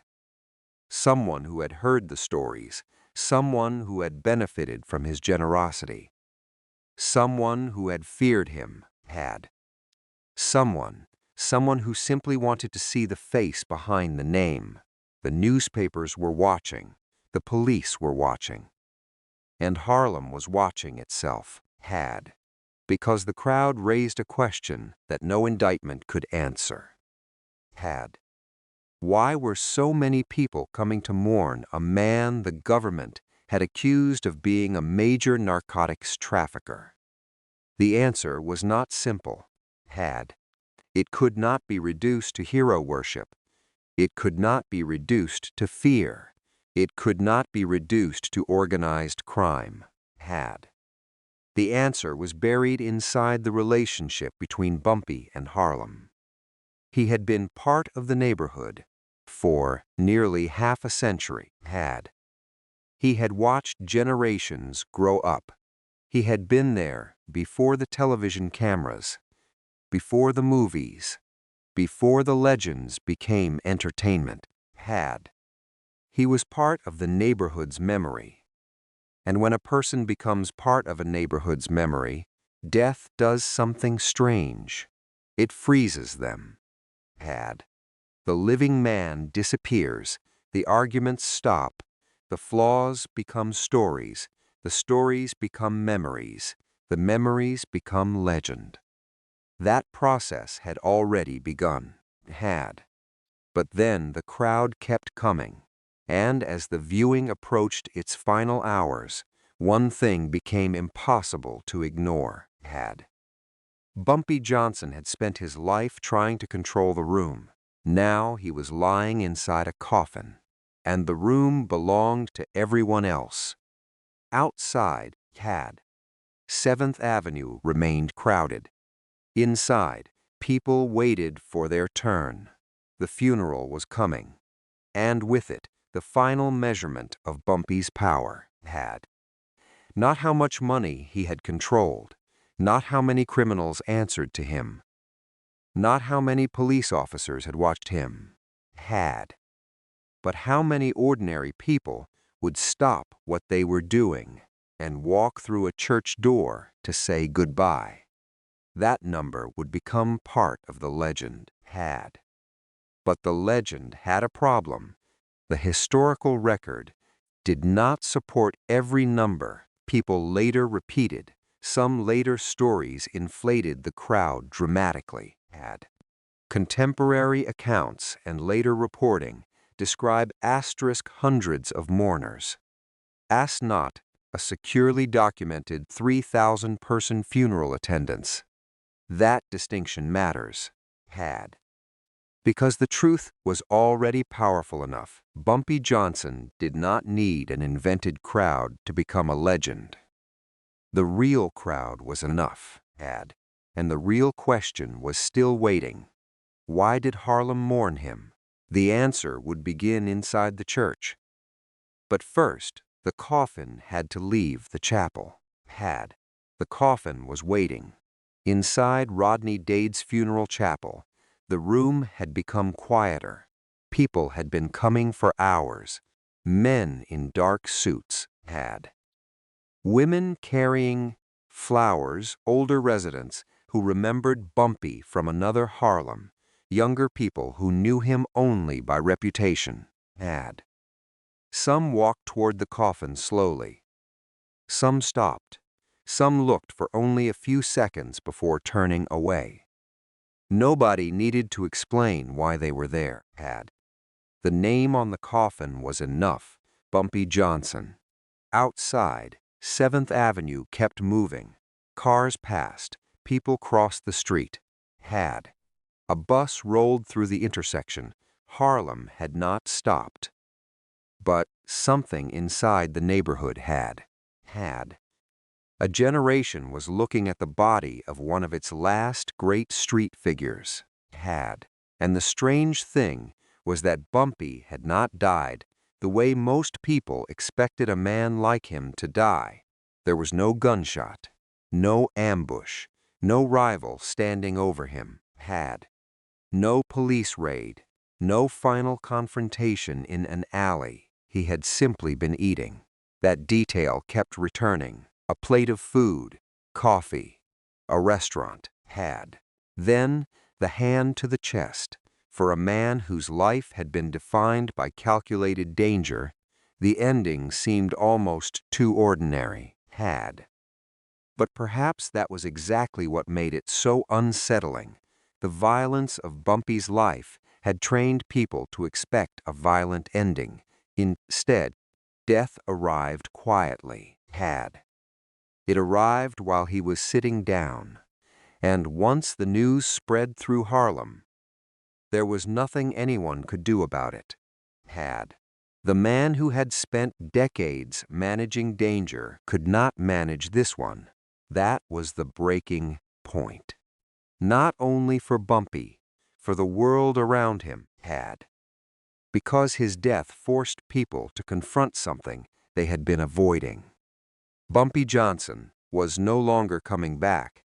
For years, had. People had treated his return from prison as proof that the old order could survive.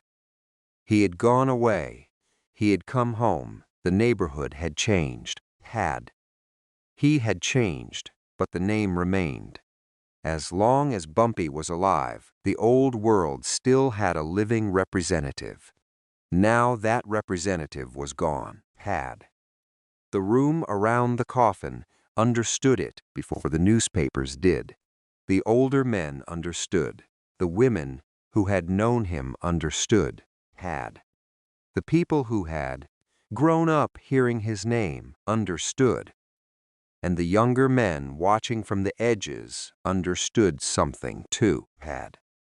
Whatever came next would not be the same, because Bumpy's authority could not be inherited. It had taken decades to build. It had been created through favors, conflicts, prison sentences, alliances, and memories.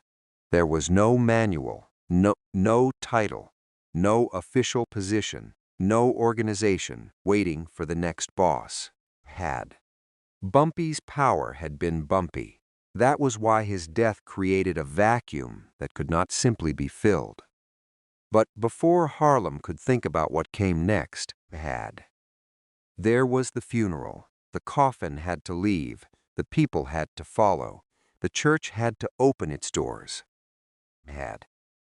And the police had to decide how closely they would watch. They knew the funeral could become something larger than a private mourning. They knew Bumpy's name. The gun had. They knew the people connected to him. They knew the criminal world would be watching, so they watched too. That was the strange picture forming in Harlem. A dead gangster inside a coffin. A police presence outside, mourners moving between them. And reporters trying to understand what they were seeing. Nobody could deny Bumpy's criminal history. He had been arrested. He had been convicted. He had spent years in prison. He had been associated with the numbers racket. He had maintained relationships with the Italian mafia. He had faced another federal narcotics case when he died. Those facts were part of the record. But facts do not always control funerals. Funerals are emotional events. They belong to the living. And the living decide what they remember. That was what made the crowd important. Every person who came through the door was contributing to the memory. Some remembered Bumpy as a gentleman. Some remembered him as a gangster. Some remembered generosity. Some remembered fear. Some remembered stories that could never be verified. Some probably remembered nothing more than seeing him once on a Harlem street. But they all stood beneath the same roof. The contradiction was unavoidable. A criminal was being mourned like a community elder. The police could see it. The reporters could see it. The family could see it.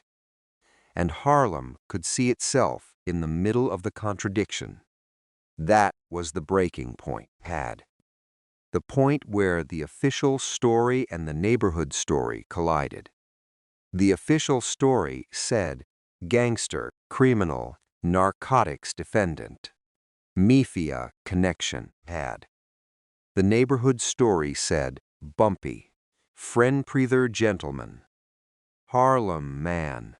Neither story completely destroyed the other.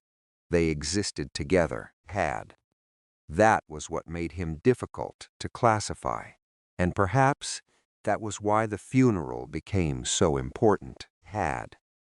It was the first time the public had to decide what version of Bumpy would survive. The coffin moved, the doors opened, the procession began. Had.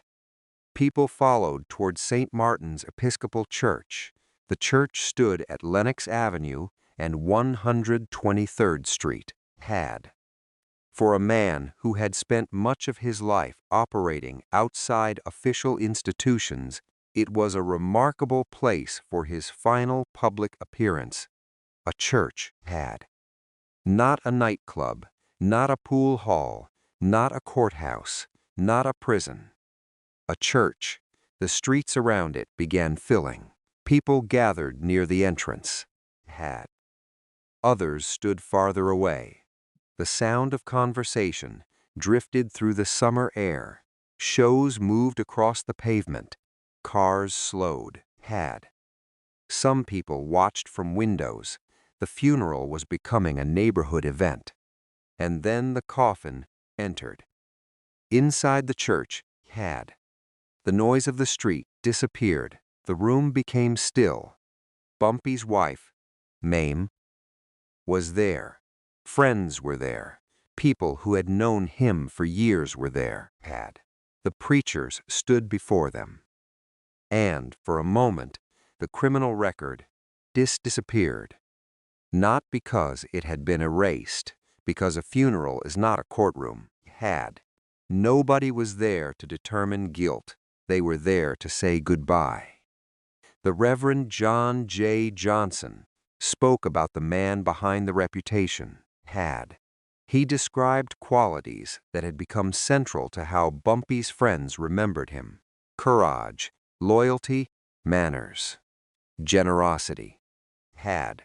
The words were striking because they were not the words people expected at a gangster's funeral, but they reflected the other Bumpy. The Bumpy who could read. Had. The Bumpy who played chess. The Bumpy who dressed carefully. The Bumpy who gave money away. The Bumpy who remembered people. Had. The Bumpy who could sit quietly and let the room speak.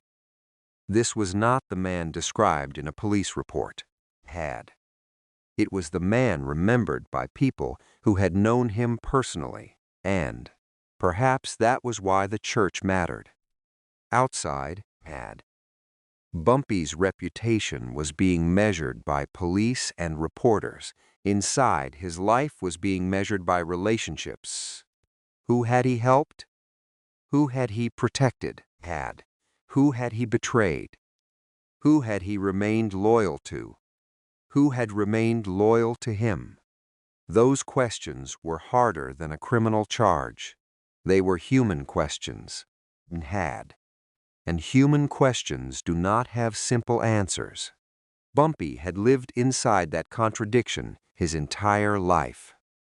Now everyone else had to live with it. Had. The preacher's words continued. The congregation listened. The coffin remained closed. Outside, more people gathered, and somewhere in the crowd. Had. The younger generation was watching. That mattered. Because Bumpy's death was not only about the end of an old gangster, it was about the transfer of memory. Had. The younger men would hear the stories. They would hear about the numbers racket. They would hear about Dutch Schultz. They would hear about the mafia. Had. They would hear about prison. They would hear about Bumpy's relationship with Harlem. But they would also hear the legend. Had. And legends rarely carry all the consequences with them. They carry the glamour, the suit, the confidence, the women, the money, the power, the respect. Had. The stories. What they do not always carry is the prison cell, the addiction, the fear, the families damaged by crime, the men who never came home. Had. The years lost. That is how mythology works. It removes weight. It turns consequences into scenery. Bumpy's death threatened to accelerate that process. Had. Because dead men cannot correct their legends. They cannot say, "That story is wrong. They cannot explain what really happened.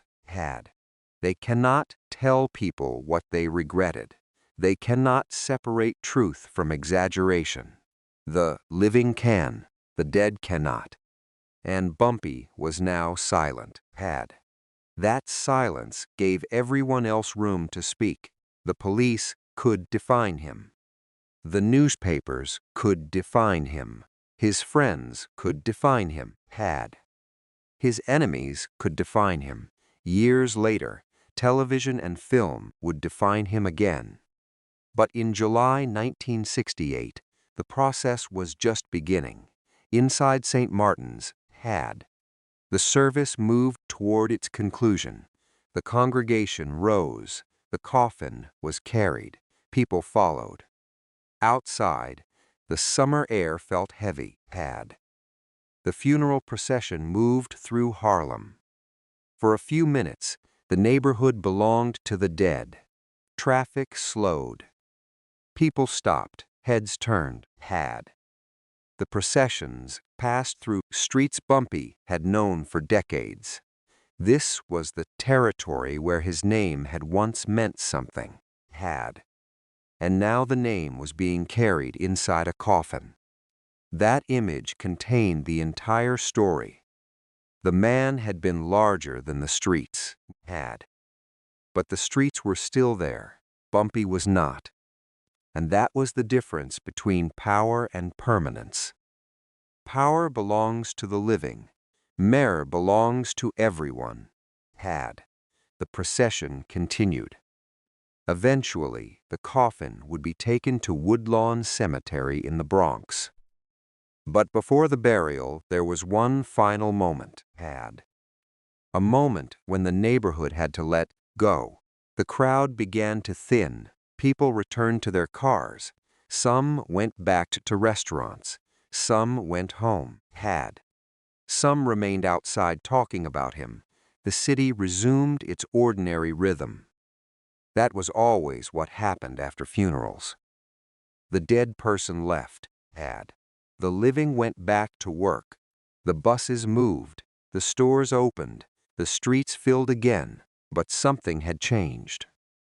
Bumpy's absence became real. For years, people had been able to imagine him somewhere in Harlem.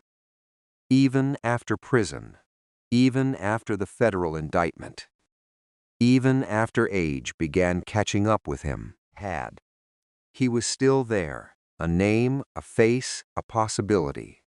Now there was only memory, and memory does strange things. It compresses decades into a handful of scenes. It takes a complicated life and turns it into a sentence. It chooses certain moments and forgets others. Bumpy would become the man at the restaurant. The man who survived Dutch Schultz, the man who knew the mafia, the man who read books, the man who helped Harlem, the gangster with the calm voice, the legend. But there was another truth. He had died while facing a federal narcotics case. The government had not finished its. Bumpy had not been convicted in that final prosecution. The courtroom would never provide its conclusion. That meant the story ended without the kind of final judgment people expect. No verdict, no final testimony, no closing argument, just death. That unfinished quality would follow his name for decades. Because when a trial ends in a verdict, history has something concrete to hold. When a defendant dies before the case is resolved, the space remains open. People fill it. They speculate, they argue, they remember.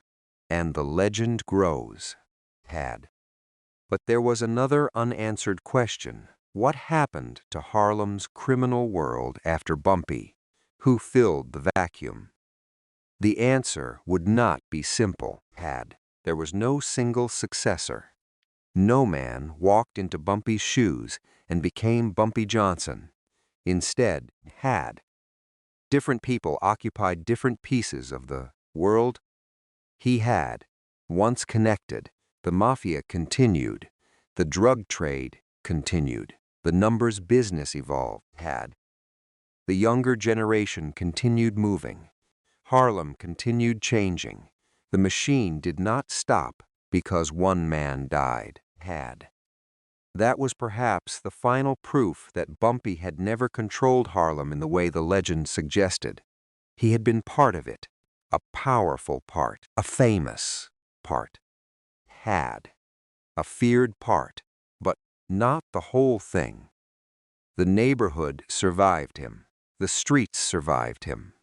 The criminal economy survived him. The culture survived him. Had. What disappeared was something much harder to measure. A particular kind of authority, the authority of a man who had spent decades becoming known. Had. A man whose reputation was built one relationship at a time. A man whose influence depended on people believing he would keep his word. Had.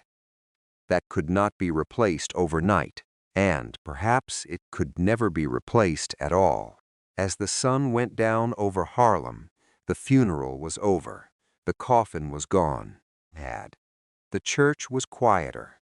The crowd had scattered. The police could finally go home. The reporters could file their stories. Had. The family could begin grieving without cameras outside, and the neighborhood could begin the long process of turning a living man into a memory. Had. But one thing remained unresolved. The funeral had proven that people mourned Bumpy. It had not proven why. Was it fear? Respect? Love? Nostalgia? Had. Community loyalty? Or simply the human need to mourn someone who had been part of the neighborhood for nearly half a century? Maybe it was all of them. Had. That was the uncomfortable answer. Bumpy Johnson's did not need to be a hero to matter. He only needed to have mattered to people. And he had. The funeral proved that, but it also exposed the weakness of his power. When Bumpy was alive, his name could open doors. After his death, the name could only open memories. And memories do not run criminal organizations. They do not collect debts. They do not negotiate with rivals. They do not stop federal agents. They do not control streets. They only remain. That night, Harlem went back to living. Bumpy did not. And the old world he represented had reached its final moment. Not with a gunshot, not with an arrest, not with a courtroom verdict. With a coffin disappearing behind a church door, and the next question was no longer whether Bumpy Johnson was powerful. The funeral had answered that. The question was what his absence would do, because when a man becomes larger than his own life, his death does not end the story. It starts the argument over what the story was. And Harlem had only just begun arguing. The church doors closed for a moment. The street outside seemed almost ordinary again. Cars moved along Lenox Avenue. People walked past storefronts. A bus stopped at the corner. Someone laughed. Someone else lit a cigarette. Harlem was moving. But inside the church, dead, the final words for Bumpy Johnson had already been spoken. The coffin was gone. The crowd was thinning. And the man who had spent decades occupying space in Harlem was now somewhere beyond the reach of the neighborhood. That was the reckoning, not the funeral itself. What came after? Because death had removed the one thing that had made Bumpy's world work. Bumpy, his relationships had depended on him. His authority had depended on him. His reputation had depended on him. Even the arrangements with people outside Harlem had depended on the fact that Bumpy Johnson was alive, present, and capable of answering a telephone. Now the telephone could ring forever. He would not answer. That was the first reality the people around him had to accept. The second was harder. Nobody was Bumpy. There were men who could make money. There were men who could use violence. There were men who had connections. Streets. There were men who knew the streets. But Bumpy's position had been built over decades. He had been a bridge between Harlem and the Italian mafia, between criminals and respectable businessmen, between older street operators and younger men, between fear and respect, between the underground and the community. Take him away, and the connections did not disappear. They simply stopped having one person in the middle. That was the vacuum. And vacuums never stay empty. Something always moves into them. But first came the question of what Bumpy had actually left behind. The answer was strange. He had not left a corporation. He had not left an enormous criminal headquarters. He had not left a formal organization with a succession plan. He left stories. He left relationships. He left a reputation. He left a wife. He left friends. He left enemies. He left people who owed him. He left people who believed they owed him nothing. And he left a neighborhood that had watched him become a legend. The police understood the distinction. Lieutenant Calvin Boxley had described Bumpy as a link between Harlem and the mafia. But he also recognized that there was no great criminal organization waiting to inherit Bumpy's operation. That observation was more important than it sounded. Because it meant Bumpy's real power had never been the empire people imagined. It was personal, a personal empire. And personal empires die with the person. The mafia could continue without Bumpy. Harlem could continue without Bumpy. The drug trade could continue without Bumpy. The numbers business could continue without Bumpy. But the particular arrangement that had existed around him could not simply be copied. That was what the funeral had revealed. The crowd was enormous by ordinary standards. Hundreds of people came to pay their respects. But the crowd was not a criminal army. It was a cross-section of Harlem. That mattered. A gangster's funeral can be crowded for many reasons. Fear, curiosity, family, loyalty, respect, entertainment. But Bumpy's funeral carried something else, recognition. People recognized him as part of the neighborhood's history. And history does not require approval. A person can be remembered without being forgiven. A criminal can become a landmark. A controversial figure can become part of a community's identity. Bumpy had reached that point. He was no longer simply a man who had committed crimes. He was a reference point.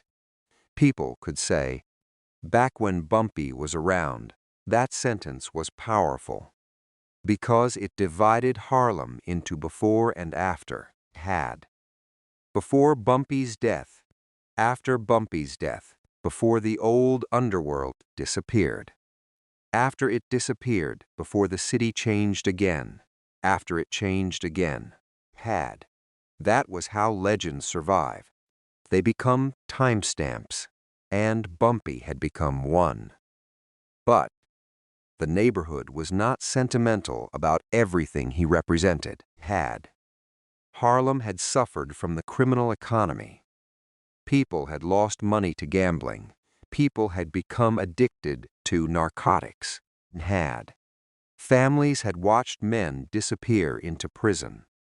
Violence had taken lives. The same streets that produced legends also produced victims. That truth could not be removed from the story simply because the funeral was beautiful. The flowers did not erase the crimes. The church did not erase the indictment. The crowd did not erase the prison years. Bumpy's death did not make him innocent. It made him dead. That distinction matters, and perhaps the people who knew him best understood it. They did not have to pretend he had been perfect. They could remember him as a man, a complicated man, a man capable of generosity and criminality. A man who could read philosophy and operate inside an illegal economy. A man who could speak politely while living inside a violent world. That contradiction was not a flaw in the story. It was the story. The police wanted a simpler answer. Gangster. The newspapers wanted a simpler answer. Legend. The movies would eventually want an even simpler answer. But real life refused to cooperate. Bumpy had been all of those things and none of them completely. That was why his funeral carried such weight. It was not merely a farewell. It was a negotiation over memory.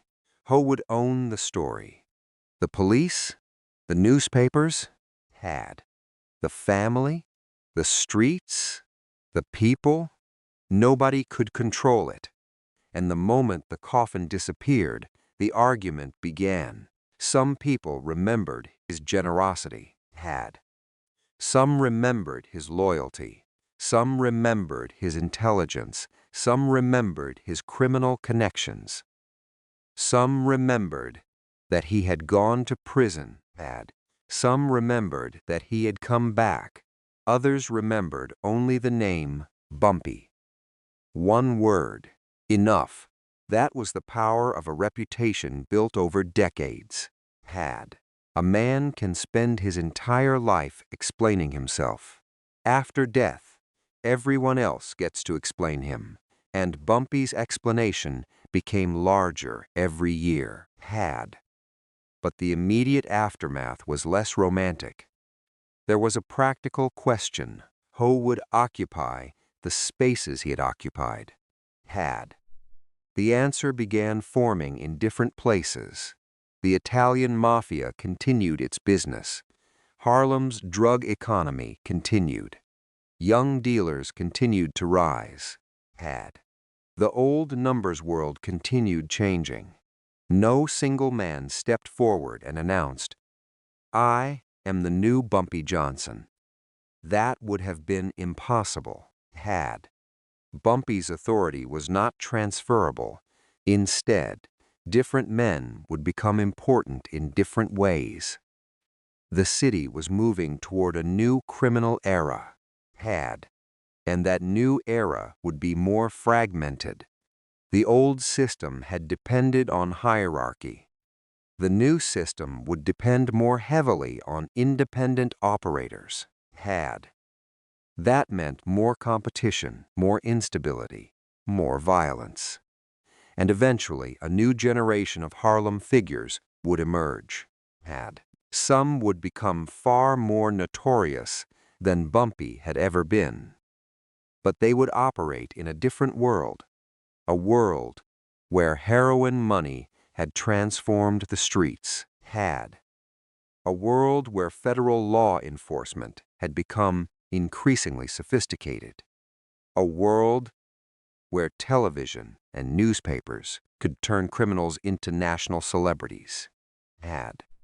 Bumpy had belonged to the era before all of that fully arrived. His death marked the closing of a door. Not because crime ended. Crime did not end. The door closed because the old relationship between personality and power was disappearing. The new world would care. Less about who had known your grandfather, had. It would care more about how much money you could move, how much territory you could control, how many people you could recruit, had. How much violence you were willing to use. Bumpy's style required patience. The new world rewarded speed. That difference would matter, had. But there was another consequence. Bumpy's death froze his image at 62. He would never age again. That is one of the strange privileges of death, had. The living change, the dead remain. Bumpy would forever be the man in the photographs. The tailored suit, the calm expression, the older face, had. The Harlem streets behind him. He would never have to explain what happened next. He would never have to defend himself in the federal case, had. He would never have to respond to the younger generation. He would never have to watch the neighborhood transform again. He was frozen at the edge of the new era, had. And that made him easier to romanticize, because the consequences of his choices belonged to the living. The dead man remained elegant, had. The living had to deal with the aftermath. There was another unfinished piece, the federal narcotics case. Bumpy had been free on $50,000 bail when he died, had. The government had accused him, but there would be no final courtroom verdict, no cross-examination, no defense testimony, no jury, no sentence, had. The case ended because the defendant died. That meant the historical record would always contain an unfinished sentence, had. The government believed it had enough to prosecute him. Bumpy never got the opportunity to answer the final accusation in court, had. And that gap would later become fertile ground for mythology. People could say the government was after him. They could say he was about to go back to prison, had. They could say he had escaped another conviction. They could say almost anything. But the simplest fact remained.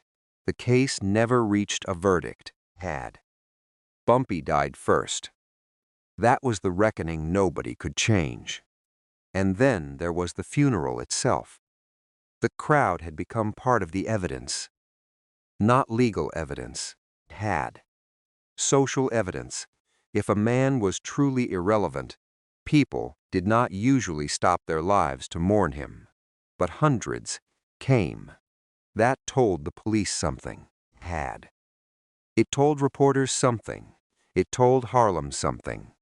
Bumpy had mattered. The question was why, had. Perhaps the answer lay in the way Black Harlem had historically understood power, had. A neighborhood repeatedly subjected to outside authority could develop a complicated relationship with anyone who managed to exercise power on his own terms, had. Bumpy was not a civil rights leader. He was not a politician. He was not a preacher. He was not a businessman in the conventional sense. He was a gangster, had. But he was a gangster who had become locally rooted. That distinction allowed people to see him differently.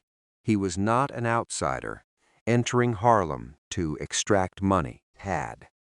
He was from the community. He had grown up there. He knew the streets. He knew the people. He understood the culture, had. That did not make his criminal activity acceptable. It made his social meaning different, and social meaning is often stronger than official labels, had.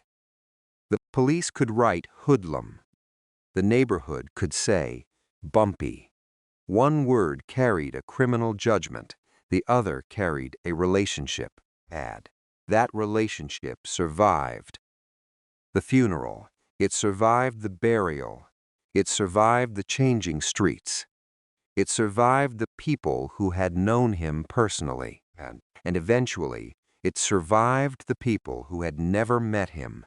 That was when Bumpy Johnson stopped being only a historical figure. He became a character. The process was gradual. A story told at a barber shop, a memory repeated at a dinner table, an old photograph, a newspaper article, a book, then another book, eventually, movies and television. Each retelling removed something. Each retelling added something. The real Bumpy became harder to separate from the imagined one. But in 1968, that process had only just started. The immediate aftermath was still raw. The flowers were still fresh. The church had barely returned to normal. The grave was still new, and Harlem was still learning how to say the sentence, "Bumpy is dead." That sentence sounded impossible because Bumpy had survived so much. He had survived the Depression. He had survived organized crime wars. He had survived federal prison. He had survived Alcatraz. He had survived returning to Harlem after more than a decade away. He had survived surveillance. He had survived an arrest on the Van Wyck Expressway. He had survived being indicted again. Then his heart stopped at Wells' restaurant. No enemy got him. No rival beat him. No federal agent arrested him. No prison cell closed around him. His own body ended the story. That irony would become part of the legend. The man who knew how to survive everybody else could not survive himself. But there was something else he had. The funeral had shown that the most important thing Bumpy controlled was not territory, it was attention. People watched him. People talked about him. People remembered him. People cared where he went. People cared who he knew. People cared when he died. That was a form of power, and it was the only kind of power that could survive death. Mirror. A criminal empire can collapse. Money can disappear. Territory can change hands. A name can remain. That was what happened with Bumpy. The streets moved forward. The old gambling world faded. The younger generation took over pieces of the criminal economy. The mafia changed. The government changed its methods. Harlem changed again and again. But the name remained, and eventually, the name became bigger than the man. That was the final reckoning. Bumpy Johnson had spent his life building power through people. After his death, those people became witnesses. They carried different versions of him. None possessed the whole truth. Perhaps nobody ever could. Because a life like Bumpy's cannot be reduced to one sentence. Gangster is true, but incomplete. Community figure is true, but incomplete. Mafia associate is true, but incomplete. Gentleman is true, but incomplete. Criminal is true, but incomplete. Legend is true, but perhaps the least precise word of all. The real man was somewhere underneath all of it. Ellsworth Raymond Johnson, a boy from Charleston, a young man who came north, a Harlem gangster, a prisoner, a husband, a reader, a gambler, a strategist, a defendant, an aging man eating dinner, then a body inside a coffin. That was the man. Everything else came afterward. The streetlights were beginning to come on when the funeral crowds finally disappeared. Harlem returned to itself. The restaurants opened. The conversations continued.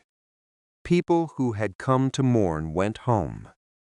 The police filed their reports. The newspapers published their stories. And somewhere in the Bronx, the ground settled over Bumpy Johnson. The man was gone, the argument was not. Because now the question had changed. It was no longer, who was Bumpy Johnson? It was, what happens to a legend when the people who created it begin to disappear? That question would take years to answer. And the answer would not come from the funeral. It would come from the silence afterward, the silence of an empty chair. The silence of a telephone that no longer rang for him. The silence of Harlem streets where his name still meant something, even though the man himself was gone. And in that silence, another generation was already waiting. They had watched Bumpy's funeral. Now they were about to discover what the world looked like without him. The church was quiet. Again, the flowers were beginning to disappear. The chairs had been put back. The people who had filled the streets were gone. Bumpy Johnson was buried at Woodlawn Cemetery in the Bronx, and Harlem had returned to the rhythm of another summer day. But the funeral had left something behind. A question. What happens when a man who spent decades building influence dies without leaving an empire behind? The answer came slowly. There was no single successor, no announcement, no man stepping forward to claim Bumpy's chair. No one could inherit what Bumpy had built, because what he had built was not really an organization. It was a reputation, a network of relationships, a collection of favors, a history. And history does not transfer ownership. The streets continued. That was the first lesson of Bumpy's death. Harlem did not stop because Bumpy Johnson was gone. Restaurants opened. Cars moved down Lenox Avenue. People went to work. Children played outside. Men stood on corners. Women carried groceries home. The neighborhood kept breathing, but underneath that ordinary movement, something had changed. The old generation had lost one of its last major figures. Bumpy had represented a particular kind of street power. Quiet, personal, built over time. His influence depended on people knowing him and knowing what his word meant. The younger criminal world was moving differently. Money was becoming more important. Drugs were becoming more important. Violence was becoming less controlled. The old agreements were weakening. And the people coming up behind Bumpy did not necessarily want to inherit his style. They wanted his results. That was different. Bumpy had learned the streets slowly. The next generation wanted to move quickly. They had grown up hearing his stories. They had seen the photographs. They knew the legend. But they had not lived through the years that created it. They had not fought the old numbers wars. They had not watched Dutch Schultz challenge Harlem. They had not spent years inside Alcatraz. They had not returned to a neighborhood that had changed while they were gone. They saw the final product.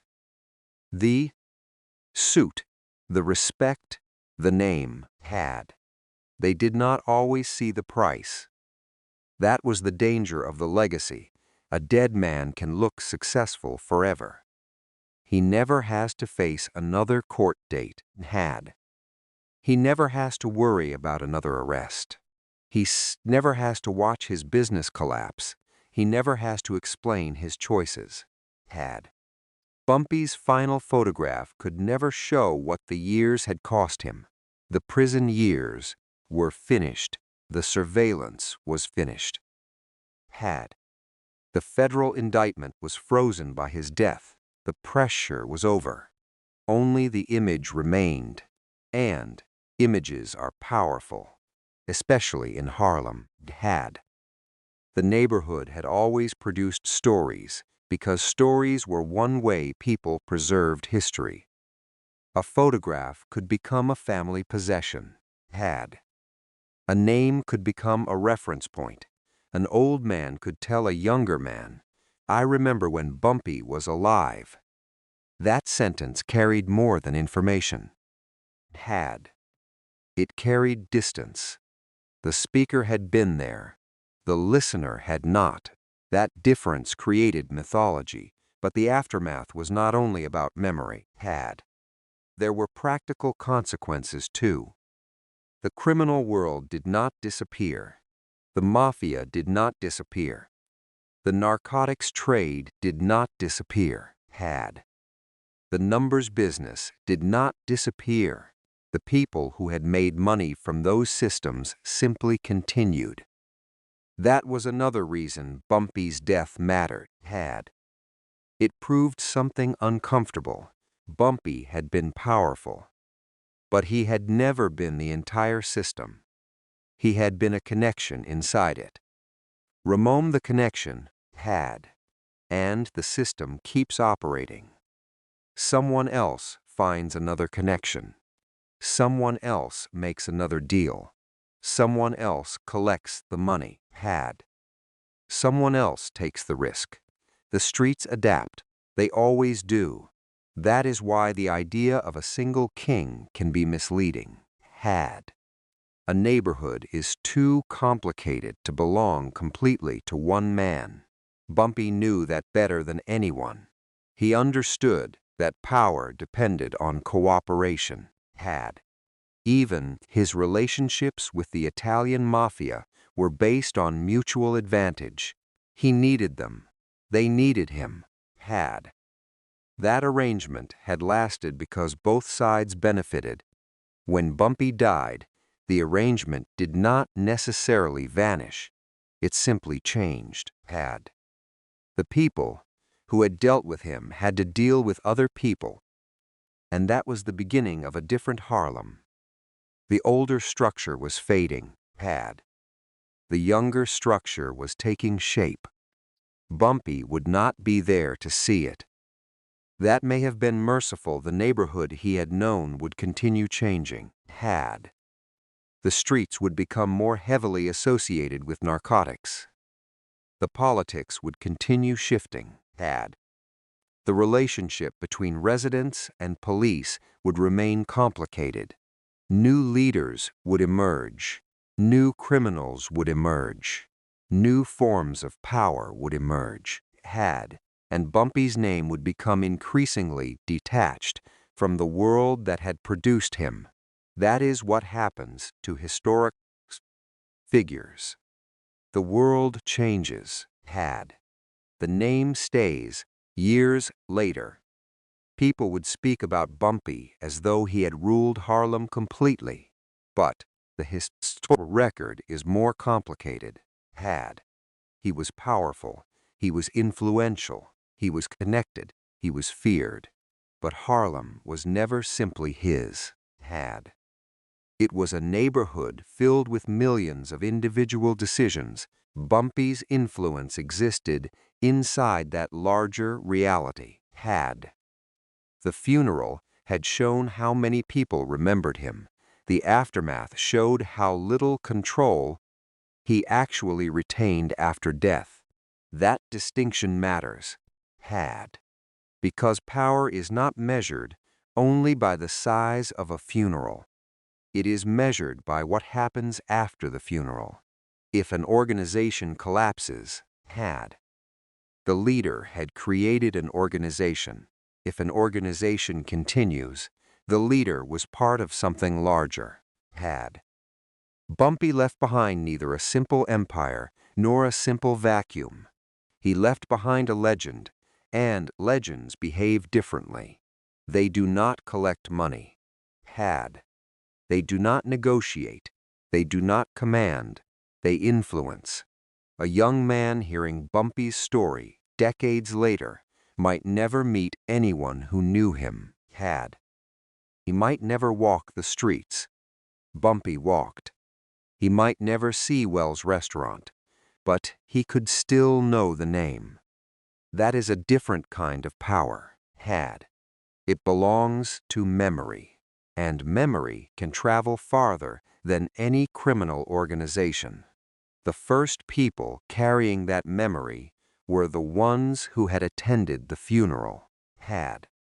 His wife, his friends, the people from Harlem, the people who had known him before the newspapers made him famous. Their memories were personal, had. Some remembered conversations, some remembered favors, some remembered jokes, some remembered his manners, some remembered his clothes, had. Some remembered the way he entered a room. Those details were more valuable than the headlines because they made him human. But as those people aged, had, another process began. Their memories became stories. Stories became anecdotes. Anecdotes became legend. And legend became history. Every step added distance, had. Every step also removed something. The real man became harder to see. The image became easier to recognize. Bumpy Johnson, 2 words, a suit, a hat, had. A calm expression. Harlem, the mafia, the prison, the restaurant, the funeral. That was enough to build a mythology. But the truth remained underneath, had. He had been a criminal. He had been a husband. He had been a prisoner. He had been a reader. He had been a friend. He had been a defendant, had. He had been a man whose heart failed while he was eating dinner. All of those things were true. None of them canceled the others, had. That is why the aftermath is more interesting than the funeral. The funeral showed what people felt. The years afterward showed what people remembered, had. And memory is never neutral. People choose what they want to preserve. They remember the generosity. They remember the confidence. They remember the intelligence, had. They remember the stories. They do not always remember the victims. They do not always remember the prison, had. They do not always remember the families destroyed by narcotics. They do not always remember that federal prosecutors had accused him of serious crimes when he died, had. That is not unique to Bumpy. It happens to many historical figures. Death removes the ability to create new evidence. The story becomes fixed, then every generation edits it. That process would eventually turn Bumpy into something larger than the man who sat at Wells' restaurant, had. He would become a symbol of an older Harlem. A Harlem where a man could build power through personal relationships, had. A Harlem where reputation could matter as much as money. A Harlem where a gangster could become part of the community's mythology. But that Harlem was disappearing, had. And Bumpy's death made the disappearance visible. He had not been the only man from that world, but he was one of the most recognizable. When he died, the old era suddenly had a face, a coffin, a funeral, a grave, and then silence. That silence was important, had. Because nobody replaced him in exactly the way people expected. There was no second Bumpy. There never could be. The circumstances had changed her. The people had changed. The economy had changed. The politics had changed. The city had changed. The man was gone, had. And the world that created him was disappearing with him. Years would pass. Harlem would change again. Buildings would change. Businesses would change, had. Generations would replace generations. People who had stood outside the funeral chapel would grow old. Some would die. Others would move away. The voices that could describe the real Bumpy would become fewer. And as those voices disappeared, the legend would become louder. That is the final irony. The less people remembered the actual man, the more people remembered Bumpy Johnson. The historical figure became clearer as the human being became harder to see. The name survived, the details blurred, and somewhere in that gap the myth was born. But one detail never changed.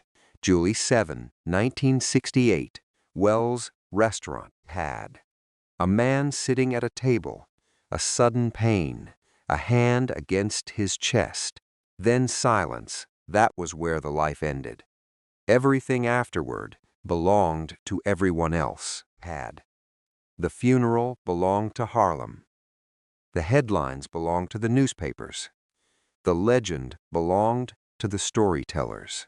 And the memory belonged to the people who had known him. Bumpy had spent his life trying to control what happened around him. In death, he lost that control completely. People could remember him however they wanted. Some would make him a hero. Some would make him a villain. Some would make him a gangster. Some would make him a gentleman. Some would make him a symbol of Harlem. The truth lived somewhere between all of them. And perhaps that is why his name survived. Not because he was the most powerful man in New York. Not because he controlled every street. Not because he built an empire that lasted forever. He survived because people remembered him, and because Harlem had decided that his life, whatever its contradictions, was part of its own story. The funeral was over. The grave was closed. The streets moved forward. But the name stayed behind. Bumpy. And for the first time in decades, nobody was waiting for him to come back. The man was gone. The legend was only beginning. The grave was quiet. No cars, no reporters, no police, no crowd. Only stone, grass, and the slow movement of another day. Bumpy Johnson had been buried at Woodlawn Cemetery in the Bronx. Harlem had gone home. The restaurants opened again. The sidewalks filled again.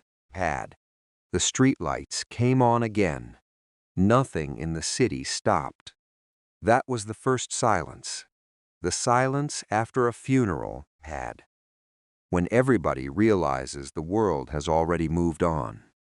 For decades, Bumpy had been part of Harlem's landscape.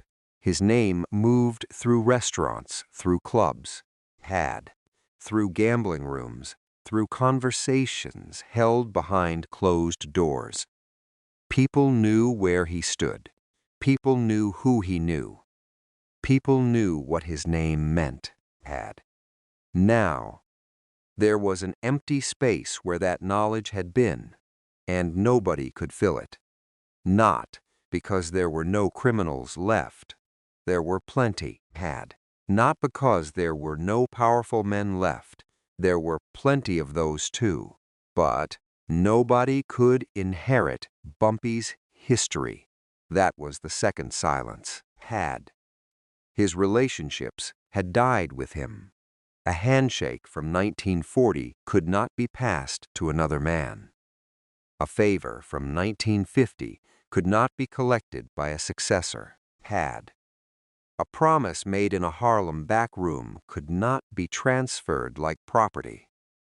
Bumpy's power had been built from accumulated memory. Now memory was all that remained. The people who had known him personally carried that memory. They remembered the man before the legend. They remembered his voice, his clothes, his manner. the way he could sit quietly while everyone else talked. They remembered the stories he told. They remembered the favors. They remembered the arguments. They remembered the prison years.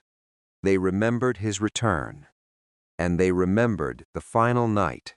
Wells' restaurant, coffee, food, a hand against his chest. Then nothing. But memory is fragile. People age, people move, people die. And when the people who knew a man disappear, the stories they carried become something else. They become mythology. That process had already begun.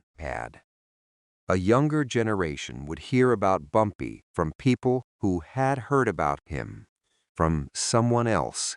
Details would change, stories would grow. The edges would become softer. The violence would become less visible. The confidence would become larger. The suit would become sharper. The legend would become cleaner. That was the third silence. The silence around the things nobody wanted to remember. The prison cell. The narcotics convictions.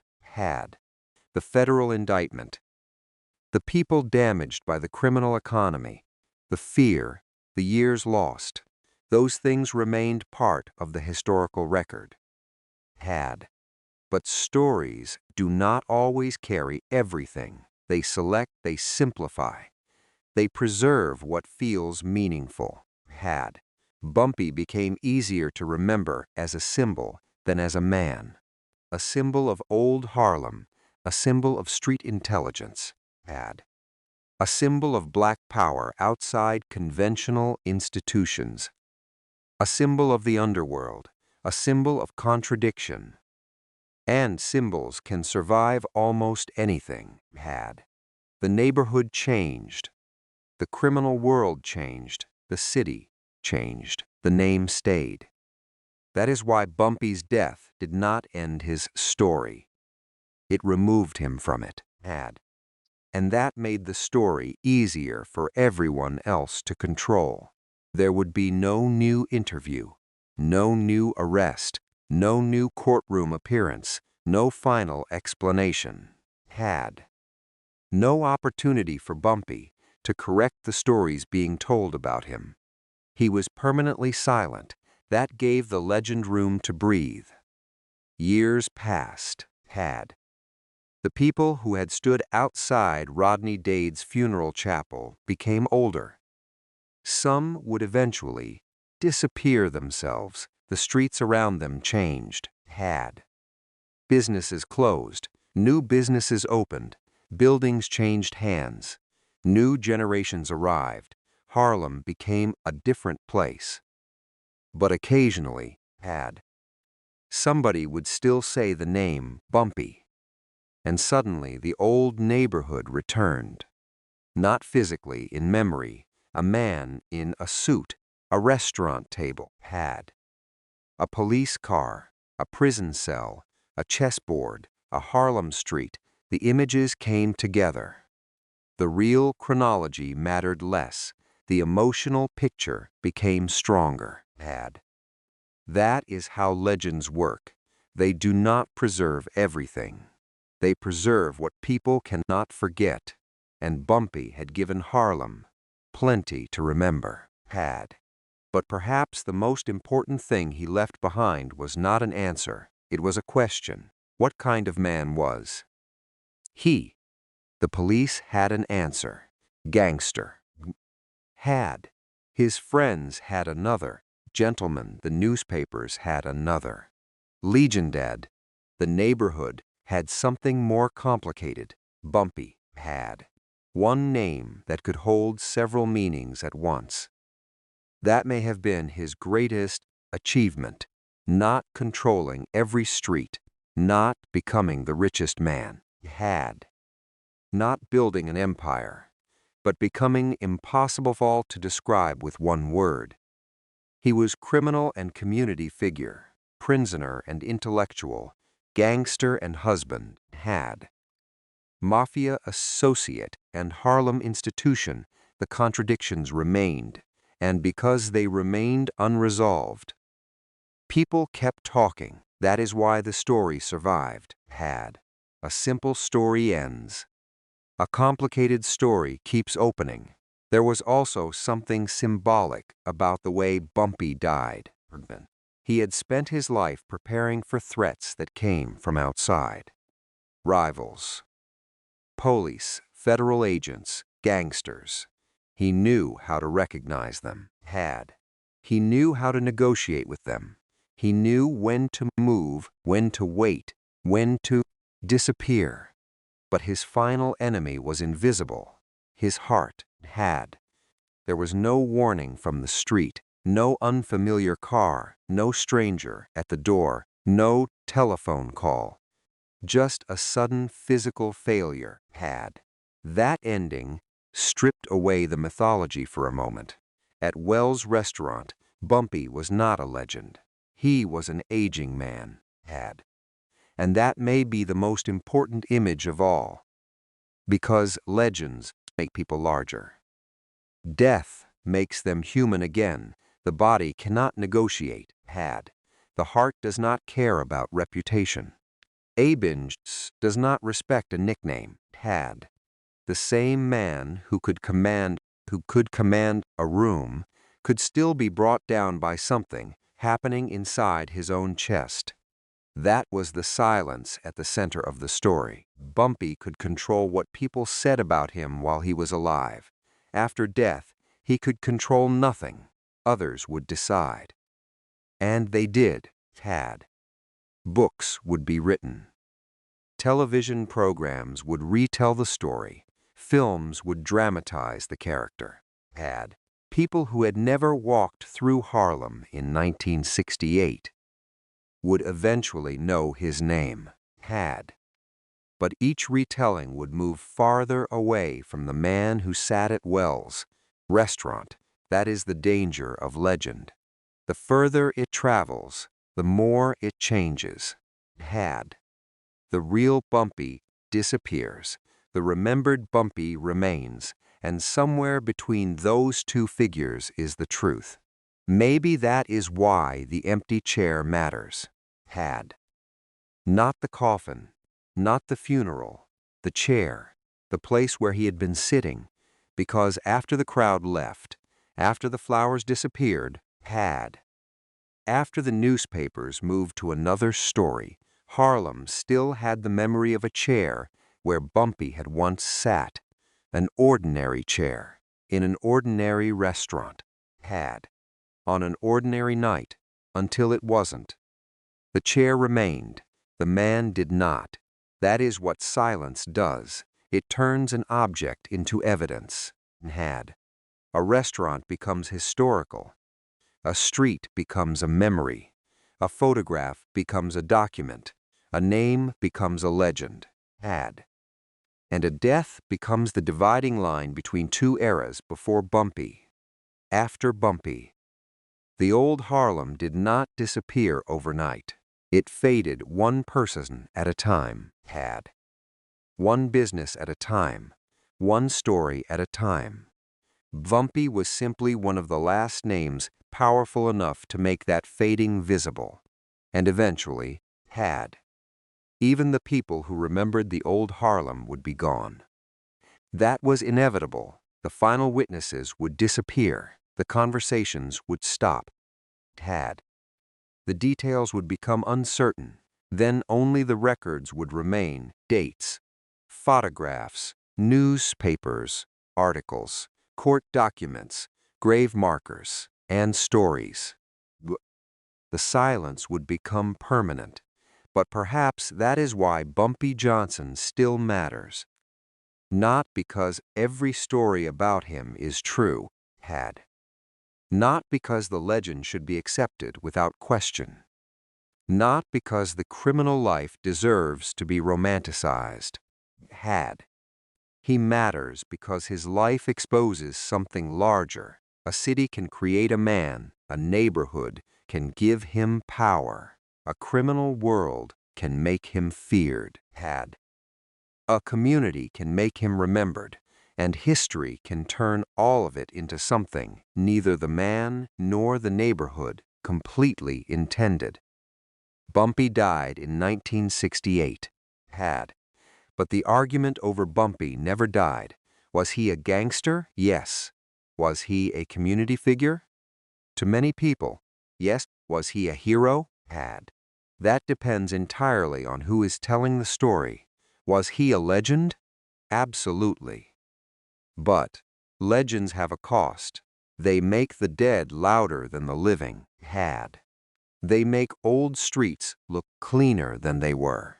They make dangerous lives look glamorous. And they can make us forget that behind every famous name were ordinary people living with the consequences. Bumpy's story should not be reduced to the glamour.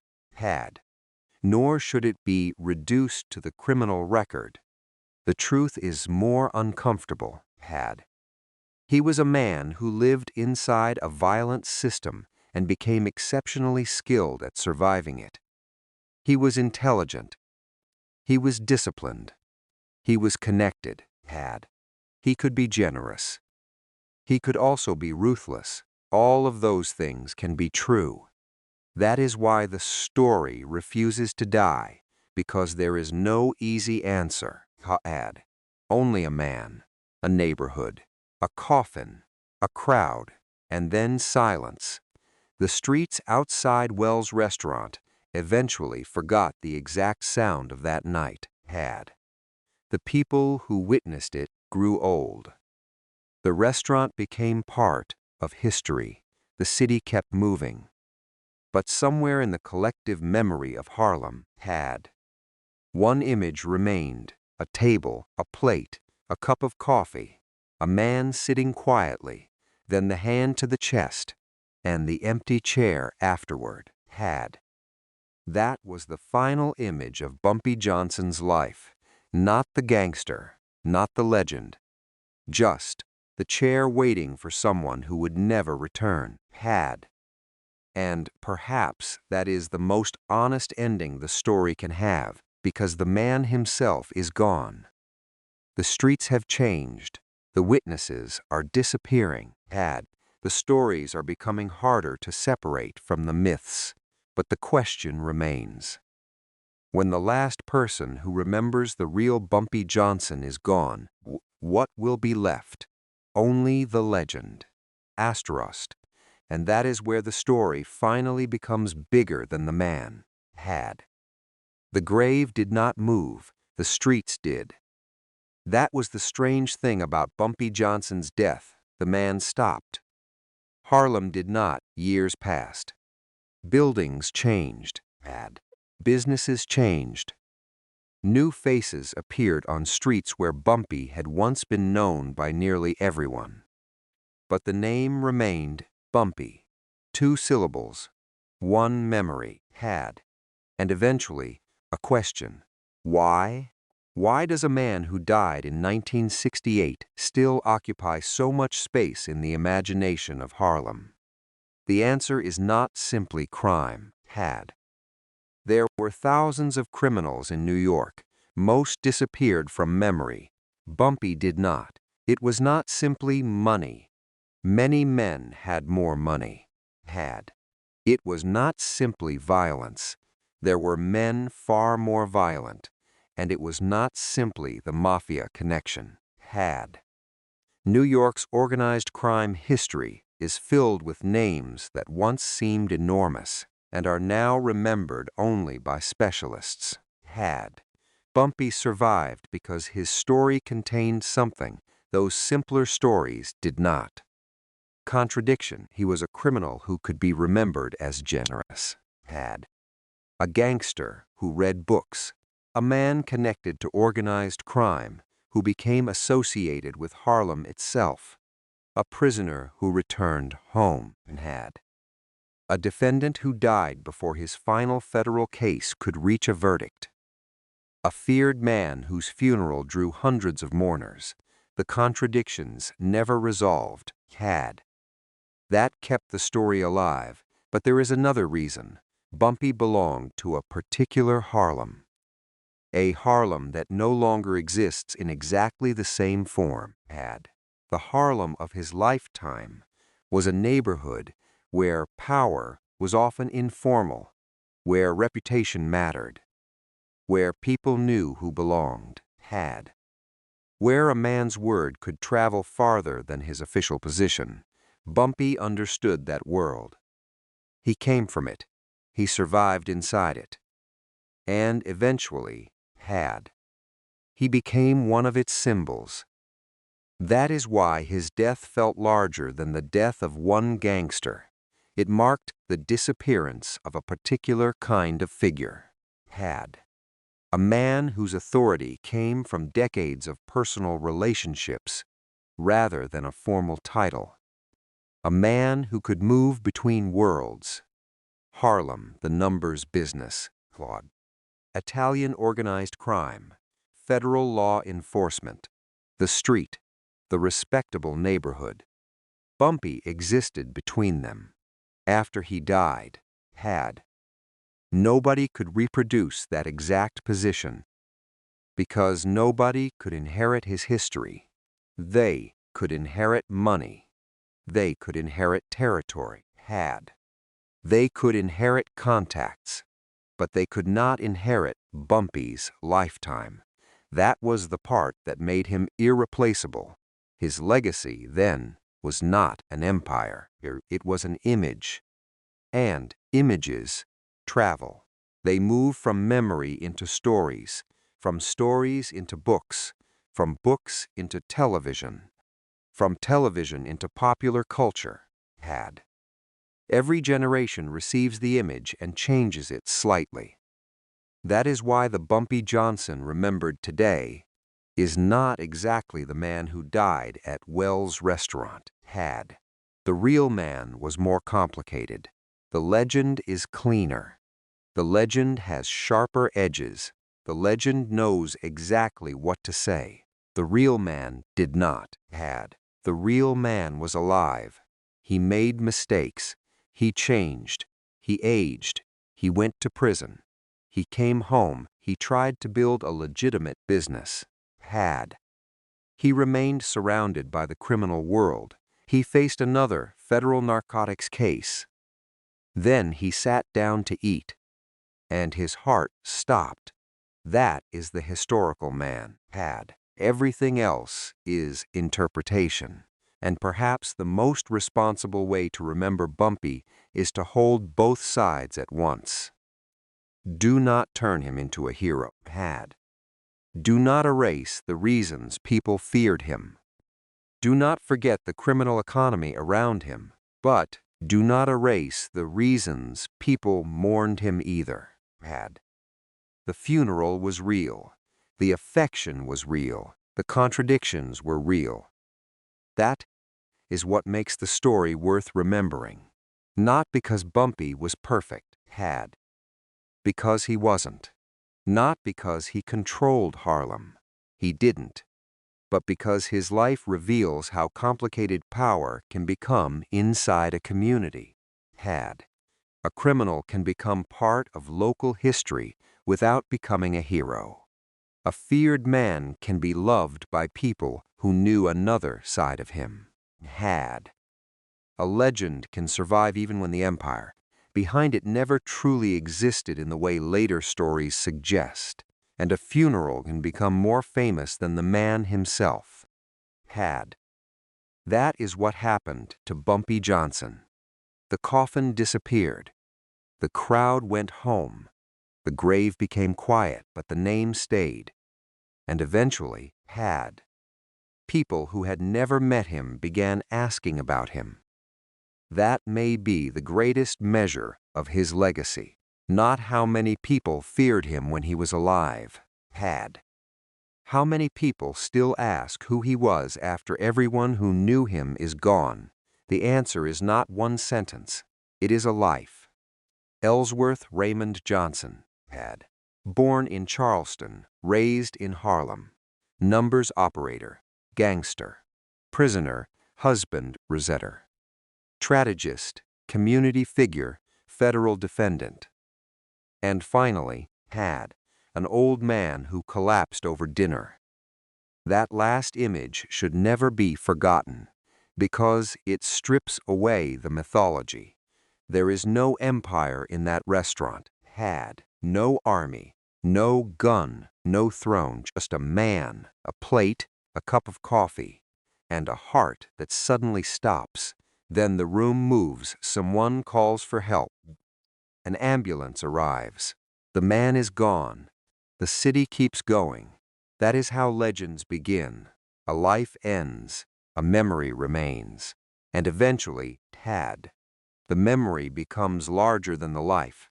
Bumpy Johnson's legacy is therefore not simply say that he was a gangster.